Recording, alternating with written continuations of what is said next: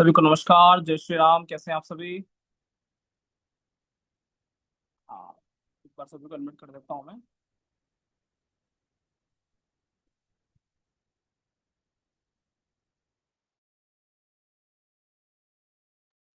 आप सभी को मेरी आवाज आ रही है? जय श्री राम सर। जय श्री राम रीता मैम। श्री जय राम। जय राधे राधे सर। राधे राधे। राधे राधे। सर कैसे मेरा हैं? नाम आ गया। हाँ, हरीश सर। ठीक आपने सर आपने वो। ज्वाइन कर ही लिया है ना? नहीं अच्छा। नहीं, नहीं सर, नहीं सर, मेरा पूछने का मतलब हाँ, था ये कि जो आप। आपका स्क्रीन में नाम आ गया आज, हरीश कुमार धवन। है ना? ठीक sir, thank you thank you. Okay, बहुत अच्छी ये बात। बिटिया ने 10 साल की बिटिया ने किया है। अरे बच्चे आजकल कंप्यूटर माइंड है। ठीक है। हाँ। ओके, सभी मेंबर्स अपने अपने वीडियो ऑन रखिएगा। आज बहुत ही स्पेशल सेशन होने वाला है। और आज हम बात करेंगे मैरिज को लेकर और करवा चौथ स्पेशल रेमेडीज को लेकर। तो सभी एक्साइटेड हैं? एक बार वीडियो ऑन करेंगे तो फिर है ना, मन लगा रहेगा। ठीक है। हाँ। तो Poonam madam, Preeti madam, Rita madam, Singla sir, good morning. है ना, अनम्यूट कर सकते हैं आप सभी। प्रणाम सर। हाँ जी, अनूप सर प्रणाम। ठीक है। नमस्कार जी। नमस्कार। अच्छा, गुड कल वाला morning, good session. Evening sir.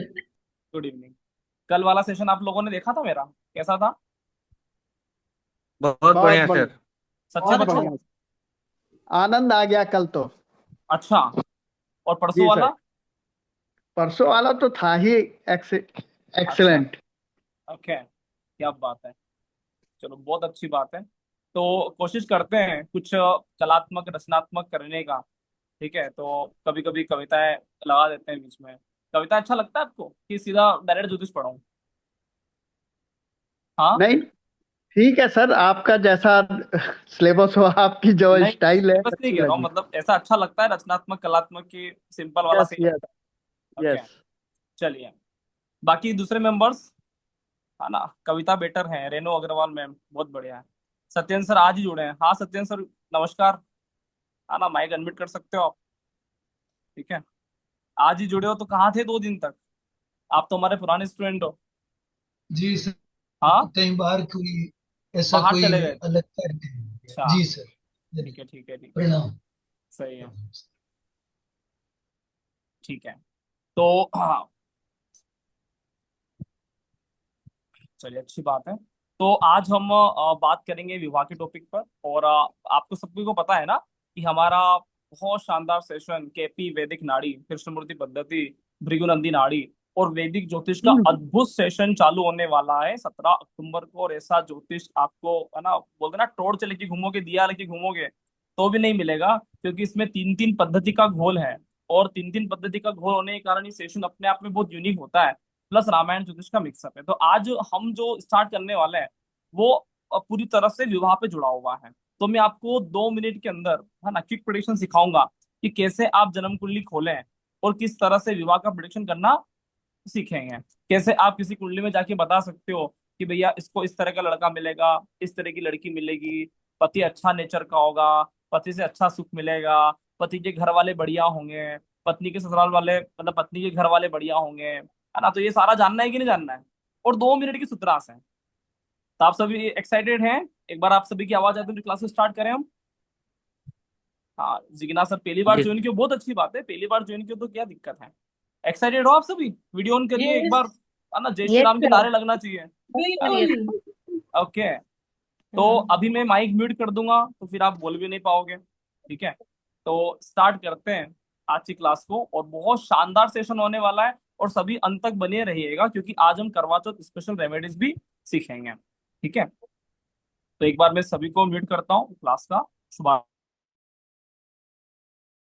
तो विवाह का विषय है।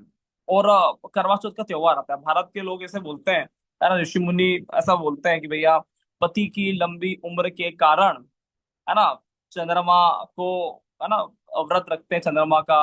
और करवा चौथ का व्रत रखते हैं, चांद को देखने के बाद खाना खाते हैं। ऐसा बोलते हैं कि नहीं बोलते हैं? लेकिन मैं ये समझता हूँ कि हमारे ऋषि मुनियों ने कुछ भी कहा होगा तो उसके पीछे कोई ना कोई तो लॉजिक रहा होगा। तो आज मैं आपको लॉजिक बताऊंगा कि भैया करवा चौथ क्यों फीमेल को रखना चाहिए व्रत, और इसके पीछे क्या कारण है कि हम चंद्रमा का ही पूजा करते हैं, क्यों हम शुक्र का पूजा नहीं कर लेते? जैसे देखा जाए तो भैया शुक्र तो फीमेल प्लेनेट है ना, और पत्नी का भी कारक होता है, तो क्यों हम शुक्र की पूजा नहीं करते हैं? तो ये सारी बातें समझेंगे हम आज। उसके पहले मैं आपको सिखा दूंगा विवाह की सूत्रास भृगु नंदी नाड़ी से। आपको जैसे भृगु ऋषि ऐसा बोलते हैं कि अगर हमारी ग्रह पे, राशि पे और भाव पे पकड़ हो जाए, किस पे? प्लैनेट्स, राशि और भाव पे पकड़ हो जाए, तो व्यक्ति 70% से अच्छा फलित कर सकता है, 70% से अधिक फलित बहुत सटीक रूप से कर सकता है। तो सिर्फ 3 चीजों पे पकड़ हमें लगाना है। तो मैं स्क्रीन शेयर करने वाला हूँ और हम वही बात करने वाले हैं कि ये कैसे हमें चीजों को लेकर देखना है।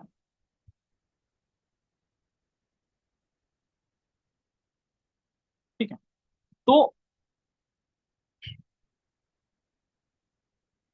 ठीक है, आज हम बात करने वाले विवाह को लेकर। देखिए विवाह में क्या चाहिए, है ना? तो विवाह में मुख्य रूप से अगर हम बहुत गहराई से अनुभव करेंगे तो किसका विवाह होता है? लड़के का लड़की से। कल अपन ने इन चीजों को समझा था कि काल पुरुष कुंडली होता है ना, इसको अपन मेल से इंडिकेट करते हैं, इसको अपन फीमेल से निर्देशित करते हैं। तो लड़का और लड़की, अन्य किसी भी मामले में कुंडली प्रिडिक्शन को लेकर बहुत ज्यादा फर्क नहीं पड़ता कि मेल का है फीमेल का है, लेकिन जब भी बात आएगी विवाह का, तो विवाह को लेकर बहुत बड़ा प्रश्नवाचक चिन्ह हो जाता है कि ये कुंडली किसका है, मेल का है कि फीमेल का है। अगर मेल का कुंडली होगा तो चीजें अलग, फीमेल का कुंडली होगा तो चीजें अलग। एक एक चीजें आपको समझना है। ध्यान दीजिएगा, लड़का और लड़की में भेद होता है। इसको बहुत सिंपल फिलोसफी से समझने की कोशिश करें कि एक लड़का और एक लड़की, ठीक है, दोनों के विवाह की जब बातें चलती है, आप सभी बहुत ज्ञानी व्यक्ति हैं, आपने बहुत जीवन का अनुभव लिया है, अपने बच्चों की शादियां करवाया है, आपने स्वयं का अपना विवाह देखा है, तो बहुत सारी चीजें हम अपने जीवन से कनेक्ट कर सकते हैं। तो सिंपल सा फिलोसफी क्या है कि एक लड़का और एक लड़की का शादी होता है, मेल और फीमेल का शादी होता है, लेकिन दोनों के विवाह के मामले में कुछ अलग अलग चीजें देखते हैं। जैसे है कि अगर मान लो किसी लड़के का शादी करवाना है, समझिए कि अगर किसी लड़के का शादी करवाना है तो हमें क्या चाहिए कि भैया लड़की सुंदर होना चाहिए, ध्यान देना, लड़की चरित्रवान होना चाहिए, लड़की की फैमिली अच्छी होना चाहिए। तो एक सामान्य माता पिता अपने लड़के की शादी के लिए लड़की में क्या देखेंगे कि भैया रूपवान हो, संस्कारवान हो, गुणवान हो, सुशील हो, सुंदर हो, इस तरह की हमें कन्या चाहिए। कोई फर्क नहीं पड़ता, गरीब घर की लड़की चलेगी, लेकिन ये वाली बात चाहिए। लेकिन अब उल्टा बात करते हैं कि अगर एक कन्या का विवाह होने जा रहा है, अगर एक लड़की का विवाह होने जाता है, तो लड़की वाले क्या देखते हैं? लड़की वाले ये नहीं देखेंगे रूपवान हो, गुणवान हो, नहीं नहीं। लड़की वाले क्या देखेंगे कि भैया धनवान हो, समझ में आ रहा है, कितना कमाते हो, काम धंधा कैसा करते हो, है ना, खाता पीता तो नहीं है ना, चरित्रवान है, तो ये सब गुण होती है। लेकिन मेन चीज क्या होता है कि पैसे वाला हो, कमाता हो, खुद का मकान गाड़ी आदि हो, हमारी लड़की का पालन पोषण कर सके, इतनी सी चीजें हैं। तो एक सिंपल फिलोसॉफी है और ये बिल्कुल मौलिक है, नेचुरल है, नैतिक है कि भैया एक लड़का और एक लड़की के दोनों के गुणधर्म अलग होते हैं। तो यही बात मैं आपको समझाने की कोशिश करूंगा कि एक फीमेल में और एक मेल में क्या क्या देखते हैं। अब जैसे मेल है, मेल में क्या देखेंगे कि लड़का पैसे कमाने वाला हो, पैसे कमाने का कारक ग्रह कौन है? सेटन, ध्यान देना। लड़का अमीर हो, अमीर का कारक ग्रह कौन है? भौतिक जीवन वाले कारक ग्रह कौन है? राहु। चीजें कनेक्ट करते जाना, है ना। अच्छा खासा लग्जरी लग्जरी उसके जीवन हो, पैसा वैसा बढ़िया हो, अच्छा रुतबा हो, इसका कारक ग्रह कौन है? शुक्र। जब भी हम किसी भी लड़के के चार्ट में कुंडली देखेंगे तो हमें ये 3 ग्रह पे फोकस करना है, आंख बंद करके, ठीक है। जब भी हम किसी फीमेल के चार्ट में कुंडली देखेंगे तो वहां पे सबसे पहली प्रायोरिटी क्या है कि लड़की चरित्रवान हो। चरित्र का कारक ग्रह कौन होता है? सूर्य। और गुरु उत्तम चरित्र की बात करता है कि भैया वो कन्या है, बिल्कुल पाक साफ है, एकदम चरित्रवान है, बहुत सोबर नेचर की है, भक्ति भाव वाली है, गुणी है, संस्कारी है। क्या देखते हैं? वचन की पक्की हो, कमिटेड हो, है ना, एक बार ससुराल में जुड़े, पति से जुड़े तो जीवन भर जुड़ी रहे। केतु, केतु मतलब क्या होता है? वचन निभाने का कारक है। इसके अलावा चंद्रमा, चंद्रमा के अंदर फीमेल कैरेक्टरिस्टिक होते हैं। चीजें समझ में आ रहा है कि नहीं आ रहा है? ध्यान देना चीजों को लेकर। मेल और फीमेल दोनों के चार्ट में अलग अलग तरह से चीजों को देखते हैं। एक बार हमारी कारक ग्रह पे पकड़ हो जाएगी, आपकी चीज, आपके लिए सारी चीजें सही हो जाएगा। इसके अलावा सबसे महत्वपूर्ण ग्रह कौन सा है? तो सबसे महत्वपूर्ण ग्रह एक और है जिसका नाम है मंगल। मंगल, ठीक है। अब मंगल किसी भी तरह से फीमेल के चार्ट में देखना अनिवार्य रूप से उतना ही आवश्यक है जितना मेल के चार्ट में शुक्र आवश्यक है। इसको ऋषि पाराशर जी अलग अलग तरह सिद्धांत समझाते हैं, है ना, खेती और बीज वाले सिद्धांत समझाते हैं कि भैया शुक्र बीज है तो मंगल भूमि का कारक है। समझ में आ रहा है कि नहीं आ रहा? ये संतान जन्म में भी उतनी उपयोगिता देता है। तो मंगल को यहाँ पे बोलते हैं पति कारक। जैसे अभी हम कोई भी स्टडी करते हैं तो वहां सीधा बोलते हैं कि भैया शादी का कारक कौन है, पत्नी का कारक कौन है, पति का कारक कौन है, तो सीधा बात कर देते हैं कि भैया शुक्र ऐसा है ऐसा है। ऐसा नहीं है। फीमेल को लेकर मेल को लेकर अलग चीजें हैं, फीमेल को लेकर अलग चीजें हैं। ठीक है। यहाँ पे मैं और एक्सप्लेन अच्छे से कर देता हूँ कि फीमेल के चार्ट में आपको मंगल, केतु, सूर्य और गुरु देखना है, और मेल के चार्ट में लड़की कैसी मिलेगी, उसका फैमिली लाइफ कैसा रहेगा, उसका मैरिटल लाइफ कैसा रहेगा, शुक्र, शनि और राहु से देखना है। इतना सा काम करना है। भृगुनंदी नाड़ी बहुत सिंपल फंडामेंटल रूल पे थ्योरी पे कार्य करती है, और उसका थ्योरी बहुत स्पष्ट है।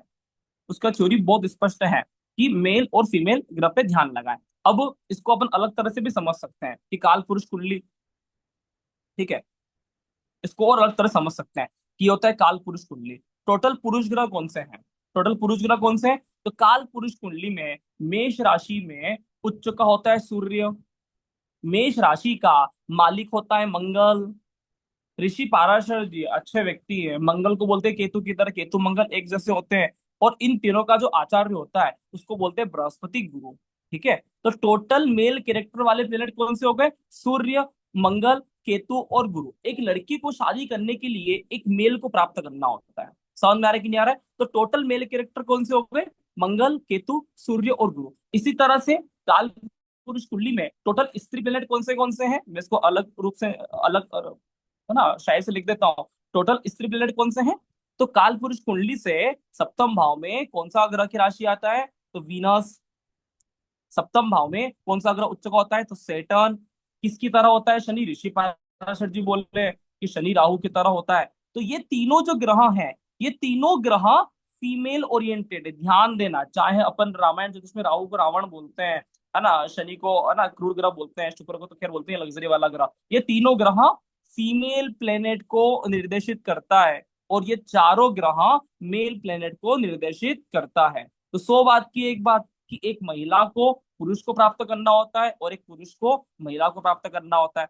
इसीलिए जब भी फीमेल के चार्ट में हम देखेंगे कि कौन से ग्रह से हमें चीजें देखना है, तो मंगल, केतु, सूर्य और गुरु। अच्छा, इन चारों ग्रह के अलावा एक भी ग्रह पे आपको ध्यान नहीं लगाना है। समझ में आ रहा है कि नहीं आ रहा है? इन चारों ग्रह के अलावा एक भी ग्रह पे आपको ध्यान नहीं लगाना है। इसी तरह से जब भी आप किसी पुरुष की पत्रिका देखेंगे तो आपको उसका भाग्य ये तीनों ग्रह से डिसाइड करना है शादी का। इन तीनों ग्रह के अलावा एक भी ग्रह पे, सिंगल ग्रह पे आपका ध्यान नहीं जाना चाहिए। भृगु नंदी नाड़ी आप पढ़ रहे हैं, है ना, भृगु नंदी नाड़ी से हम प्रिडिक्शन करना सीखेंगे। और एक एक चीजों पे इतनी कमांड हो जाना चाहिए आपका कि भैया कुंडली देखें, और कुंडली देखते से ही आप बता दो कि भैया कौन सा ग्रह किन चीजों के लिए देखा जाता है। और लड़का का चार्ट है, लड़की का चार्ट है, तो स्पष्ट बता सको कि पति कैसा मिलेगा, किस तरह का स्वभाव का होगा, किस तरह का नेचर होगा, आदि आदि। अब इन चारों ग्रहों को, सातों ग्रहों को हम डिस्क्राइब समझने वाले हैं। सबसे पहले कोई भी व्यक्ति फीमेल का चार्ट देखेगा तो इन चारों ग्रहों को कैसे कैसे स्टडी करना है। मंगल, मंगल से क्या देखते हैं? मंगल से देखते हैं पति का किसी भी चार्ट में। मैं ये नहीं कहता कि आप इसी पद्धति को फॉलो करो, लेकिन मैं इतना कहूंगा कि आप जो भी पद्धति को फॉलो करो और आप जिस भी पद्धति से मंगल किसी भी तरह से देखते हैं, तो ध्यान दीजिएगा, मंगल अगर किसी फीमेल की चार्ट में वीक होता है, कमजोर होता है, अच्छा नहीं होता, तो क्या रिजल्ट होगा? पति का स्वास्थ्य, पति का स्वास्थ्य अच्छा नहीं होगा, या फिर व्यक्ति को फिजिकल रिलेशनशिप बनाने में समस्या होगा। ये प्रॉपर रूप से नहीं होगा। मंगल का खराब होना सीधे तौर पे संकेत है क्या, किस चीज का? कि भैया पति का या तो स्वास्थ्य सही नहीं रहेगा, है ना, उसको हेल्थ में प्रॉब्लम होगा, या फिर व्यक्ति को बेडरूम प्लेजर, फिजिकल रिलेशनशिप बनाने में हमेशा कष्ट होगा, व्यक्ति का नहीं होता है। Same as it is Ketu. अगर केतु, मंगल केतु एक जैसे बोलते हैं ना ऋषि पाराशर जी, अगर किसी चार्ट में मंगल का सप्लीमेंट होता है केतु, अगर मंगल खराब है तो केतु का उपाय करना चाहिए। ये बात सारी बताऊंगा मैं कि मंगल और केतु की रेमेडीज क्या है। ठीक है, तो मंगल खराब है तो केतु का रेमेडीज करना चाहिए। अगर केतु भी खराब है तो ये मानकर चलो कि व्यक्ति के जीवन में पति का सुख नहीं है। यही जो स्थितियां होती है, यही पर व्यक्ति के जीवन में बहुत कष्ट होते हैं। कुल मिला के पति का सुख नहीं मिलता। जिस भी फीमेल के चार्ट में मंगल और केतु दोनों पीड़ित हो, दोनों बेकार हो, आगे मैं एक्सप्लेन करूंगा कैसे खराब होते हैं, फिलहाल ग्रह की फिलोसफी को समझना है। दोनों खराब हो किसी भी नजर से आप देखें, तो मतलब ये मानना चाहिए कि पति से सुख नहीं मिलेगा, शारीरिक सुख भी नहीं मिलेगा, और पति पति का शारीरिक रूप से स्वास्थ्य भी सही नहीं हो सकता। गुरु से क्या देखते हैं? गुरु ग्रह किसी भी फीमेल की जन्म कुंडली में, सॉरी सूर्य ग्रह, सूर्य ग्रह किसी भी फीमेल की जन्म कुंडली में क्या निर्देशित करता है? सूर्य बताएगा नेचर ऑफ हस्बैंड, पति का नेचर कैसा है, पति का स्वभाव कैसा है, वो लोगों से कैसे बात करता है, ससुराल में जाता है, लोगों से मिलता है, पड़ोसियों से मिलता है, पति का नेचर किस तरह का है। ध्यान देना, अगर किसी जन्म कुंडली में सूर्य अच्छा नहीं है तो पति का नेचर कहीं ना कहीं अच्छा नहीं होता है। अगर सूर्य अच्छा होता है तो निश्चित तौर पे मानिए कि पति बहुत देवता आदमी है, देवज्ञ आदमी है। चार लोगों में खड़ा करेंगे तो लोग बोलेंगे अरे वाह क्या व्यक्ति को आपने पाया है। ध्यान देना।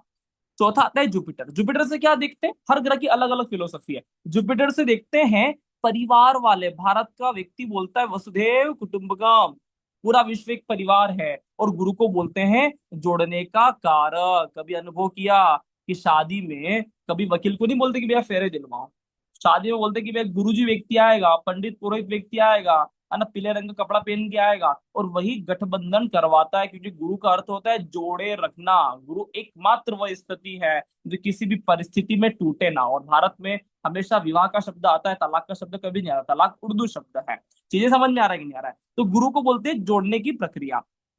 परिवार कैसा होगा? इसके घर में पति के माता पिता से अच्छी बनेगी, ननन से बढ़िया बनेगा, परिवार का माहौल अच्छा होगा, या परिवार का जो भी सोशल स्टेटस है क्या वो अच्छा होगा? वो कहाँ से देखते हैं? वो जन्म कुंडली में हमेशा हमें जुपिटर ग्रह से देखना चाहिए। चीजें क्लियर है? चलिए, तो ये फीमेल का हमारा फिलोसफी तैयार हो गया। अब मेल को लेकर, अच्छा मेल को लेकर अलग अलग बातें हैं, ठीक है। मेल में पत्नी कैसी होगी? पत्नी क्या रूपवान होगी, सुंदर होगी? अगर किसी भी जन्म कुंडली में शुक्र सच में बहुत बढ़िया है, आप जिस भी पद्धति से देखें शुक्र बहुत अच्छा है, तो क्या होगा? पत्नी काफी रूपवान और सुंदर होगी। शनि बहुत अच्छा है किसी भी चार्ट में, किसी भी मेल के चार्ट में शनि बहुत बढ़िया है, तो क्या कहेंगे हम? व्यक्ति का शनि बहुत बढ़िया है तो क्या बोलेंगे? व्यक्ति के जीवन में कर्म, मतलब जो व्यक्ति काम करता है, कर्म करता है, ठीक है ना, वो अच्छा रोजगार पे खड़ा होगा। देखो एक बहुत गहरे गहरे से बात समझना, है ना। आदमी और औरत की लड़ी होती है, पति और पत्नी की लड़ी होती है, तो बेसिकली सबसे पहला लड़ी पता है किन चीजों का होता है? कर्म का। अगर कोई पति बेरोजगार है, कुछ नहीं करता, साहब जाता है चाय वाय पीता है, शाम को घर पे आता है, कुछ भी नहीं करते, कितनी ही बढ़िया उसकी पत्नी हो, देवता पत्नी हो, एक दिन आगे चिल्ला के बोले ये करते क्या हो? तुम करते क्या हो? इसलिए कोई भी लड़के के चार्ट में बहुत जरूरी है कि उसका काम धंधे पे सेटल होना। शनि को बोलते हैं कर्म कारक। शनि मजबूत स्थिति में होगा तो व्यक्ति का शादी चलता है। ध्यान देना, मैं नहीं बोल रहा हूँ, ऋषि पाराशर जी अच्छे आदमी है, ये बोले कि भैया तुला राशि में शनि उच्च का होगा, काल पुरुष कुंडली से शनि को दिग्बल मिलता है। ध्यान दी चीजों को लेकर। शनि के बाद आता है राहु। राहु जब भी किसी भी पुरुष के चार्ट में अच्छा होगा तो व्यक्ति के पास इतनी माया होती है, इतना अट्रैक्शन होता है कि कोई भी फीमेल उसकी तरफ आकर्षित होती है। पहली चीज ये। दूसरी बात ये कि राहु जब बहुत बढ़िया होता है तो व्यक्ति की जो वाइफ होती है उसके प्रति काफी आसक्त रहती है, उसको अपने पति के अलावा कुछ भी नजर नहीं आता। तो बहुत पॉजिटिव संकेत है कि जन्म कुंडली में राहु का मजबूत होना। राहु कुछ ज्यादा ही मजबूत होता है तो फिर व्यक्ति को अलग अलग तरह के आकर्षण भी रहते हैं। इस चीज को समझना, ठीक है। तो हमारी फिलोसफी तैयार हो गई कि मेल के चार्ट में क्या देखना है, फीमेल के चार्ट में क्या देखना है, किस तरह के ग्रहों को कैसे कैसे देखना है। अब मैं आपको सीधा प्रैक्टिकल करवाऊंगा, क्योंकि विदाउट प्रैक्टिकल जब तक मैं आपको व्यवहारिक कुंडली पे अभ्यास नहीं करवाता हूं तो मुझे लगता है कि कुछ भी चीजें समझ में नहीं आएगा। फिर मैं रेमेडीज भी बताऊंगा इन सारी चीजों की। देखो ये प्रैक्टिकल केस स्टडी 1 है हमारे पास, ठीक है। ये एक फीमेल का चार्ट है, ये एक फीमेल का चार्ट है, ठीक है। इस चार्ट में मुझे व्यक्ति का भाग्य निकालना है, और भाग्य निकालना है और मुझे सिर्फ एक पद्धति का फॉलो करना है। मैं 3 पद्धति का फॉलो करना सिखाऊंगा आपको, लेकिन फिलहाल मुझे सिर्फ एक भृगु नंदी नाड़ी पद्धति का फॉलो करना है। और बीएनएन के माध्यम से मुझे इस व्यक्ति के बारे में पूरा का पूरा बायोडाटा निकाल के रख देना है कि पति कैसा होगा, परिवार कैसा होगा, है ना, व्यक्ति पति का नेचर कैसा होगा, आदि आदि। तो सबसे पहले मेरे पास 4 ग्रह को फोकस करना है। ये फीमेल का चार्ट है, तो फीमेल के चार्ट पे मुझे 4 ग्रह का फोकस करना है। अच्छा, भृगुनंदी नाड़ी की सबसे बढ़िया ब्यूटी क्या है, सिर्फ एक लगन चार्ट चाहिए और कुछ भी नहीं चाहिए। ना उनको केपी चार्ट चाहिए, ना उनको चलित चार्ट चाहिए, सिंपल सा एक लगन चार्ट सामने रख दो। ये भृगुनंदी नाड़ी वाले सारा का सारा कमाल बता देते हो। और मेरा अभी तक का अनुभव रहा कि बीएनएन जितना शानदार वर्क करता है उतना वर्क कोई भी नहीं करता। एकदम एक्यूरेट बात बताएगा कि क्या होगा लाइफ में, किस तरह की बातें होगी। चलिए मैं स्टार्ट करता हूँ। तो मुझे बिल्कुल अपने पॉइंट पे क्लियर रहना है। 4 ग्रह को देखना है, मंगल, केतु, ठीक है, जुपिटर, सूर्य। मैं यहाँ पे कई सारी भृगुनंदी नाड़ी का फॉर्मूला का यूज करूंगा, आपको भी समझाता हुआ भी चलूंगा, क्योंकि मुझे बहुत सारे सूत्रास पता है। लेकिन आप लोग समझते रहना कि मैं किस तरह से प्रयोग करता हूँ, आपको समझ में आना चाहिए, ठीक है। सबसे पहले मैं किसी भी चार्ट में देखूंगा मंगल। अच्छा, मंगल को देखेंगे कैसे? अब मैं कह दिया कि कुछ भी नहीं देखना है, ना चलित चार्ट देखना है, ना केपी सिग्निफिकेटर देखना है, ना केपी कॉम्बिनेशन बनाना है। अब मंगल को देखूंगा कैसे? तो बीएनएन का एक सिंपल सा फंडामेंटल थ्योरी है, सिंपल सा फंडामेंटल रूल है। क्या रूल है कि भैया कौन सा ग्रह किससे मिलकर आता है, ध्यान देना। बीएनएन कभी ये नहीं बोलता कि ऐसा हो जाएगा, बीएनएन ये बोलता है कि कौन सा ग्रह किससे मिलकर आता है और कौन सा ग्रह किससे मिलने जाता है। ये दोनों कहानियां बहुत स्पष्ट रूप से बता देती है कि भैया व्यक्ति के जीवन में रिजल्ट क्या आएगा। तो मैं यहाँ पे समझाने की कोशिश करूंगा कि देखिए मंगल है, ये क्या है, मंगल है। ध्यान देना, मंगल जो ग्रह है, अब जो बिल्कुल नए विद्यार्थी उनके लिए भी समझा देता हूँ, थोड़ा सा डिग्री का लिख के आपके लिए आसान हो जाएगा, है ना। शनि 19 डिग्री का बैठा हुआ है, कंफ्यूज मत होना, इसलिए भी लिख के बता रहा हूँ आप सभी के लिए आसानी के लिए। मंगल बैठा हुआ है 28 डिग्री का, ठीक है। उसके बाद में बढ़ता हूँ, ये दोनों 7 नंबर की राशि में, तुला में, लिब्रा में है। उसके बाद में चलता हूँ केतु के पास, केतु बैठा हुआ है 14 डिग्री का।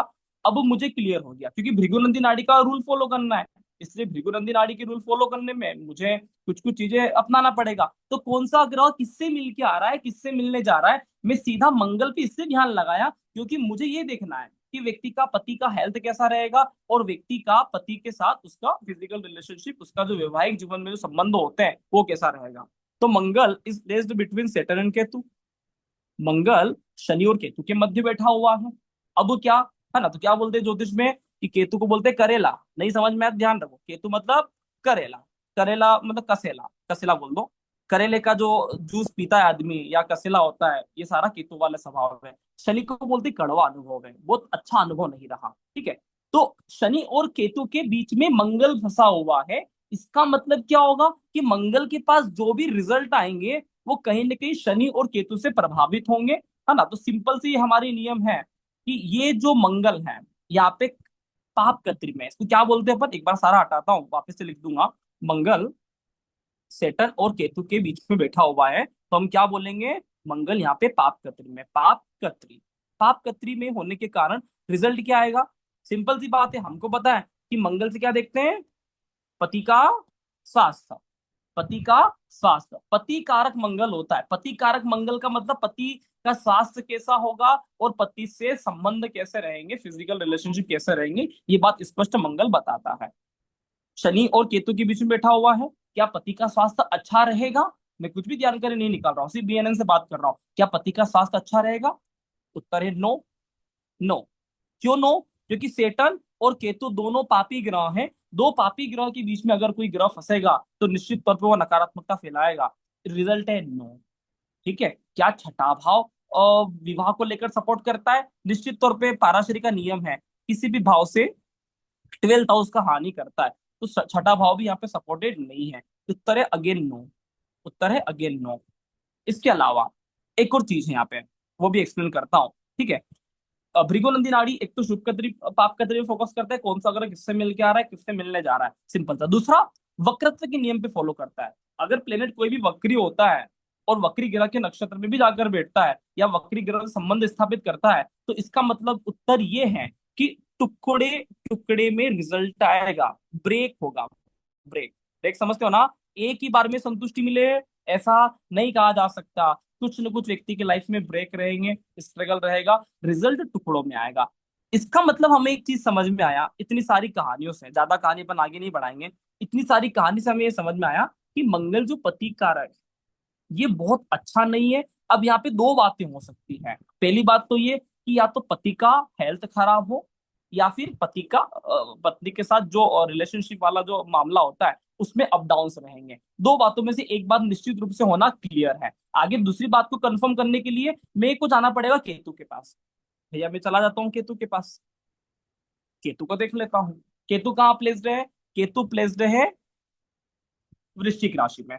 केतु कहाँ प्लेस्ड है? वृश्चिक राशि में। राहु और केतु के बारे में ऐसा कहा जाता है कि भैया इन दोनों के पास अपना कुछ भी मामला नहीं है, जो कुछ भी है जहां बैठ जाते हैं उसकी राशि को ही अपना मालिक समझ लेते हैं। तो केतु जो है यहाँ पे उसका जो डिस्पोजिटर बनेगा मंगल बनेगा। केतु मंगल की राशि में है ना, तो मंगल उसका काम करेगा, जैसा मंगल होगा वैसा केतु कहेगा। अब मामला फंस गया वापस से कि मंगल ने तो कहा कि भैया हम बहुत बढ़िया बात नहीं कर रहे, तो केतु ने कहा कि हम भी बढ़िया बात नहीं कर रहे, तो उत्तर इज नेगेटिव।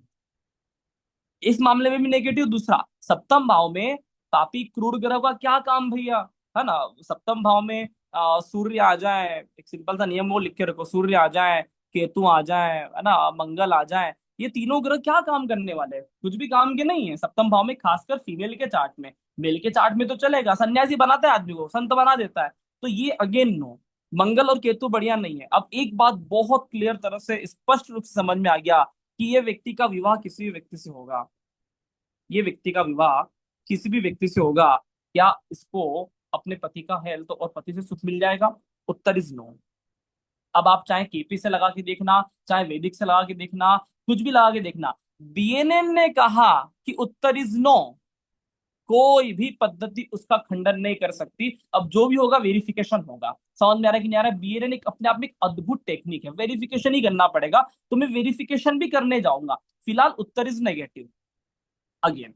अब ये तो एक मामला हो गया कि मंगल और केतु का मामला सही नहीं रहा। हमें एक बात इस पर समझ में आ गया कि फीमेल के चार्ट में पति का जो हेल्थ है या पति से सुख है पति से नहीं बनने वाला है। सो बात की एक बात, क्या पति का नेचर अच्छा होगा? ऐसा तो नहीं कि भैया आदमी आए घर में आए दारू वारू पी के मारे सताए, तो इससे बोलते पति का नेचर। पति का नेचर कैसा होगा, या पति देवता आदमी होगा, तो ये देखा जाता है सूर्य से। पति का नेचर कैसा होगा, पब्लिक में चार लोगों से मिलेगा तो क्या लोग उसको देवता आदमी समझेंगे, कैसा समझेंगे? पत्नी को समझ में आ गया कि भैया ऐसा मामला है। अब नेचर कैसा है? नेचर हर जगह निर्देशित होता है। ऑफिस में जाएगा, ससुराल में जाएगा, दोस्तों से मिलेगा, है ना, लोगों से बात करेगा, तो नेचर। सूर्य से देखा जाता है नेचर। इस जन्म कुंडली में सूर्य की स्थिति से क्या देखा जाता है? नेचर ऑफ हस्बैंड, पति का नेचर कैसा होगा। यहाँ पर हम देख सकते हैं कि सूर्य दो शुभ ग्रहों के साथ है, मंगल दो पापी ग्रहों के संबंध में आ गया था, है ना, कत्री में आ गया था। सूर्य यहाँ पे दो शुभ ग्रहों से संबंध स्थापित करता है। इसका मतलब पहली स्थिति में हमें समझ में आता है कि पति का जो नेचर है, प्रकृति है, स्वभाव है ना, ये अच्छा होगा।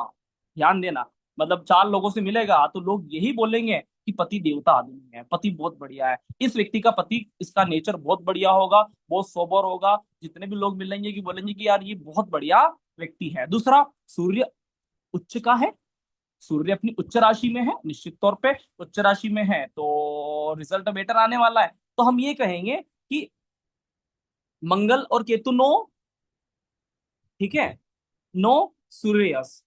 सूर्य यश का मतलब क्या हुआ कि मंगल और केतु से हम देख रहे हैं पति का हेल्थ और पति से बनने वाले शारीरिक संबंध, उसमें उत्तर आएगा नो। बहुत ज्यादा संतोषदायक नहीं कहा जा सकता, लेकिन nature of husband in the public public place, है ना, सब जगह, तो क्या कहेंगे? यस।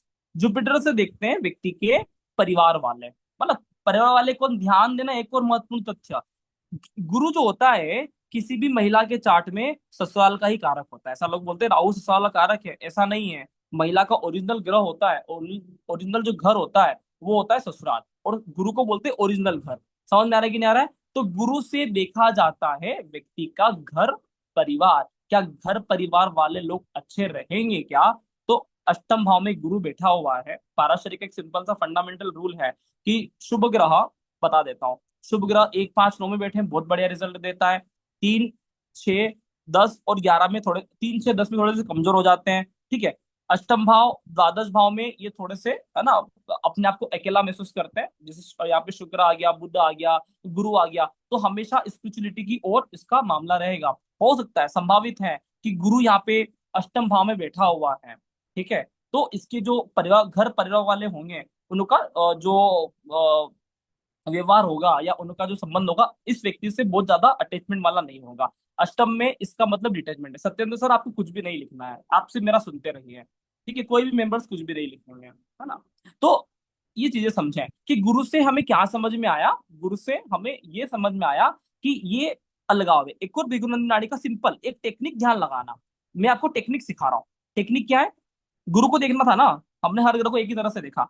गुरु किससे मिलके आया और किससे मिलने जा रहा है, बस यात्राएं ध्यान लगाना है। यही यात्रा से आगे प्रोग्रेशन भी चालू होता है। और इसी यात्रा से आप यात्राएं ध्यान लगा लोगे ना, कौन सा ग्रह किसके बीच में बैठा है काफी पता चल जाता है। गुरु केतु से संबंध बना के आया, इसका मतलब क्या हुआ? इसका मतलब एक बात हुआ कि परिवार में काफी स्पिरिचुअल माहौल होगा जब ये व्यक्ति जहाँ पैदा हुआ होगा बचपन में। आगे जाके जब ये चलेगा तो इसको काफी गुरु के बाद कोई नहीं है, कुछ है ही नहीं, रास्ता काफी खाली है, काफी अकेलापन महसूस करना पड़ता है। तो क्या फैमिली वाले इसके सपोर्ट में रहेंगे? संभवतः नहीं, काफी कुछ रास्ता खाली है, कोई मिला ही नहीं, क्या सपोर्ट करेगा। चीजें क्लियर आ रहा है? तो हमें इस तरह चीजों को समझना है। तो यहाँ पे एक स्पष्ट मुझे अगर इस कुंडली में संकेत देना हो कि भैया विवाहित जीवन कैसा रहेगा, तो मेरे हिसाब से अगर मैं सिर्फ व्यक्ति के इंडिविजुअल प्रोस्पेक्ट से देखूं तो मुझे लगता है कि नो, बेटर नहीं है। ठीक है, अगर हम पब्लिक की निगाह से देखें, सामाजिक दृष्टिकोण से, तो पति का नेचर अच्छा है, थोड़ा सा बेटर कहा जा सकता है। गुरु एवरेज है। तो व्यक्ति के जीवन की जो आंतरिक खुशी है, जो व्यक्ति को स्वयं का अनुभव होगा, वहां पे उत्तर नेगेटिव होगा कि पति से सुख नहीं है। बाकी पब्लिकली पति अच्छा है, व्यवहारिक है, इमेज वाला है, उसका अच्छा काफी नाम मान सम्मान होगा, ये सारी बातें कह सकते हैं। ये बीएनएन यहाँ पे मैं इतना से कवर करूंगा, आगे हम पेड क्लासेस में सीखेंगे और महत्वपूर्ण बातें हैं। लेकिन इतनी सी चीजें भी आपको पता होगा तो हम ये स्पष्ट बता सकते क्या होगा। अब थोड़ा सा पाराशरी मिक्स कर देता हूँ। केपी तो मिक्स नहीं कर पाऊंगा क्योंकि मुझे सूचक और कॉम्बिनेशन समझाने पड़ेंगे और टाइम का लिमिट है। चलो मैं पाराशरी समझा देता हूँ। पाराशरी का एक सिंपल सा नियम है। पाराशरी अपनी बिल्कुल फिलोसफी पे कार्य करती है। कौन सा नियम है उसके पास? सेकेंड हाउस, फोर्थ हाउस और सप्तम भाव, बस ये तीनों तीनों भाव पाप मुक्त होना चाहिए। ये तीनों भाव पाप मुक्त होते हैं तो व्यक्ति के जीवन में रिलेशनशिप आसान रहते हैं। सेकेंड हाउस क्या रोल प्ले करता है? कुटुंब। अगर व्यक्ति मध्य प्रदेश, राजस्थान, गुजरात ऐसे इलाकों में रहता है जहाँ पे माता पिता के भाई या, है ना, कुटुंब बड़ा कुटुंब है ना, घर में 15 20 25 जने साथ में रहते हो, ऐसी स्थिति है, तो वहां पे सेकेंड भाव प्रभावित होता है। क्योंकि आजकल के बड़े बड़े शहरों में ऐसी स्थितियां नहीं मिलती है, तो हम ये समझ सकते हैं कि सेकेंड हाउस का आप रोल पे धीरे धीरे समाप्त कर सकते हो। फिर भी सेकेंड हाउस को पति का आयुष्य का भी बोला जाता है, तो रोल हमें हमेशा रोल प्ले करना चाहिए। सेकेंड स्थिति चंद्रमा, है ना, सॉरी, हाँ, फोर्थ हाउस। फोर्थ हाउस को बोलते हैं, ये घर परिवार का है। माता पिता से व्यक्ति जुड़ा रहेगा क्या, इसकी बात करता है। तीसरा होता है पति। सप्तम भाव सीधे तौर पर पति की बात करता है। तीन तरह के भाव होते हैं, है ना। पाराशरी तीन तरह के भाव पे वर्क करता है। कौन सा वापस से बता देता हूँ। सेकेंड हाउस, फोर्थ हाउस और सेवंथ हाउस किसी भी व्यक्ति के चार्ट में, चाहे मेल हो चाहे फीमेल हो, ये कारक ग्रह बीएलएन की टेक्निक से अपन अलग किए थे। पाराशरी की मामला फिक्स है, किसी भी व्यक्ति के चार्ट में second house, fourth house, twelfth house में अगर सच में दिक्कत होता है तो सेकंड हाउस में दिक्कत होगा तो घर परिवार में, फोर्थ में दिक्कत होगा तो माता पिता के साथ अनबन काफी होगा, रोज लड़ाई झगड़े होंगे, घर जहाँ पे उसका पैतृक मकान होगा जहाँ पे रहेगा। सप्तम भाव में होगा तो पति से लड़ाई चलता है। ठीक है, इसी बात को ऋषि मुनि बहुत अलग अंदाज से बात करते हैं कि इन्हीं भाव में काल पुरुष कुंडली से शुक्र की वृषभ राशि आती है, चंद्रमा की कर्क राशि आती है और इसमें शुक्र की तुला राशि आती है। वीनस और मून किसी भी व्यक्ति का बढ़िया होता है तभी जाकर किसी भी व्यक्ति का फैमिली लाइफ, भौतिक जीवन बढ़िया चलता है, आनंदमय जीवन, रसमय जीवन, है ना, होता है। तो यहाँ पे हम देख सकते हैं सेकेंड हाउस में कोई दिक्कत नहीं, चतुर्थ हाउस में कोई दिक्कत नहीं। सप्तम भाव में एक समस्या है और वो है केतु वाला, और वो भी उच्च का केतु। ऐसा नियम है, ऐसा हमको बड़ा अच्छा लगता है कि भैया कोई भी ग्रह उच्च के आ जाए बहुत बढ़िया रिजल्ट देता है। इस बात को भी चीजें समझते हुए चलना। कोई भी ग्रह उच्च का हो नीच का हो, वैसे तो केपी वाले मानते नहीं है क्योंकि हम तो मिक्सअप थ्योरी पढ़ते हैं, तो मैं आपको सारी चीजें समझाने वाला हूँ। कोई भी ग्रह उच्च का होता है या नीच का होता है तो वो अच्छा ही रिजल्ट देगा, ऐसा नहीं है। वो उच्च का रिजल्ट देगा, अच्छा रिजल्ट देगा और उच्च का रिजल्ट देगा। भैया दोनों में जमीन आसमान का अंतर है, जमीन आसमान का अंतर है। हम ये समझते हैं कि उच्च का अर्थ उच्च का रिजल्ट देता है, नहीं नहीं नहीं। कोई भी ग्रह अगर उच्च का होता है तो इसका मतलब ये नहीं कि वो अच्छा ही रिजल्ट देगा, इसका मतलब ये है कि वो उच्च का रिजल्ट देगा। अब इस चार्ट में मुझे है ना सिंपल सी थ्योरी समझना है कि कौन से ग्रह उच्च के, थोड़ा सा और क्लियर कर देता हूँ आपको। ठीक है, केतु की बात चल रहा था, केतु वृश्चिक राशि में उच्च का होता है। पापी ग्रह जहां पर उच्च के होंगे वहां पे उच्च स्तरीय परिणाम अपने स्वभाव से देंगे, क्योंकि केतु का स्वभाव क्या है, राहु का स्वभाव होता है फेलना। राहु क्या है, फैलाव। केतु क्या है, डिटेचमेंट है, काटना। केतु का स्वभाव होता है काटना। उच्च स्तरीय तरह से कटान होगा इसके साथ, जब भी इसके पार्टनरशिप में, पार्टनर में पति से जब भी इसका बॉन्डिंग बनेगा, उच्च स्तरीय कटान इस व्यक्ति के जीवन में होगा। क्यों उच्च स्तरीय कटान होगा, क्योंकि केतु उच्च का है। अच्छा, थोड़ा सा और गहरे से कनेक्ट कर लो, यहाँ पे सेटन भी उच्च का दिख रहा है ना, छठे भाव में शनि उच्च का है।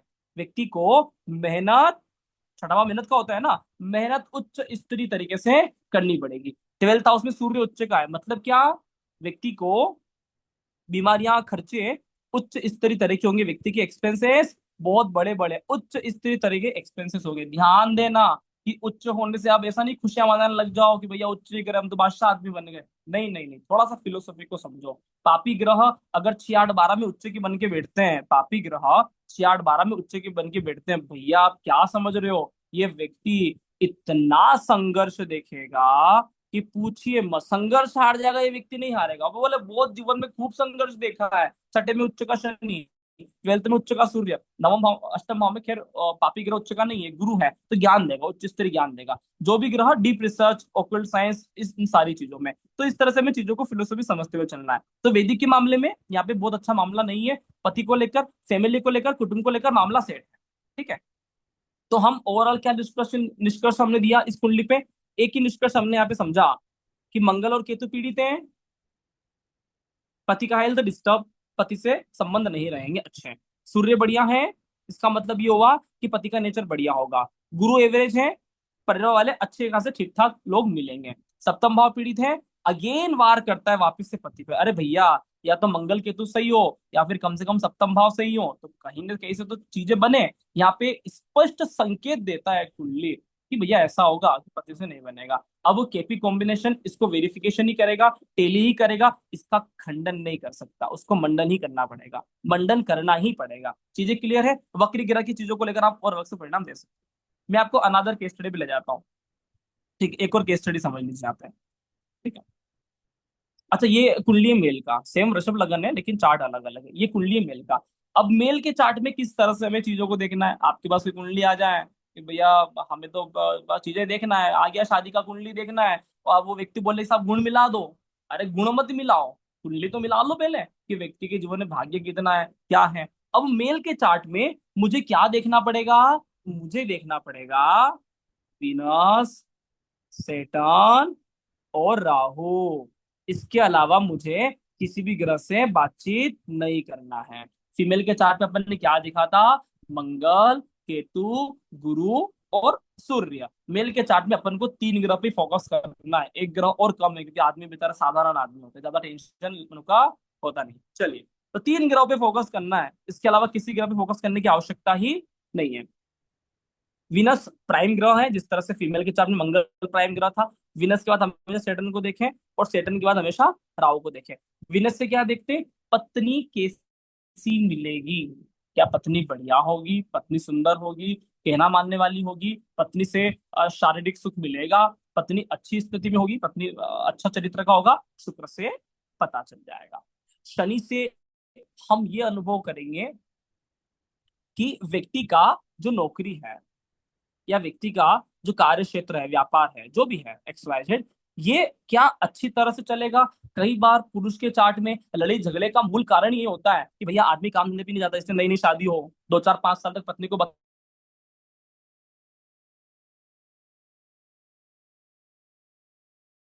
जब भी पैसा कम रोजगार हो जाए तो घूमने फिरने जाओ नौकरी में, लेकिन ताकि नहीं रोजगार हो गए क्या आप भाग जाए। ध्यान देना चीजों को लेकर, शनि कर्म कारक, तो नहीं नहीं, जिसके नया नया कपल हो, शादी हो, गर्लफ्रेंड रखे हो और उससे ही शादी कर लिया, फिर भी मत बताओ कि क्या चल रहा है जीवन में। ध्यान देना, धन कमाना एक पुरुष के लिए नितांत आवश्यक है। लड़की का तलाक का एकमात्र कारण है कि आपके पास पैसा नहीं है।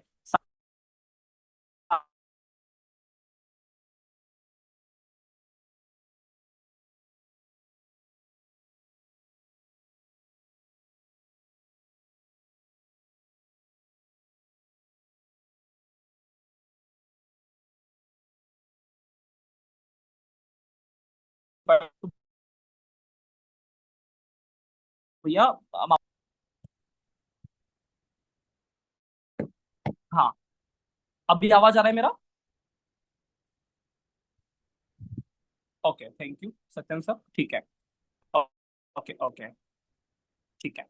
तो ध्यान दीजिएगा चीजों को लेकर थोड़ा सा, है ना। तो राहु, राहु से क्या देखते हैं? राहु से देखते हैं आकर्षण।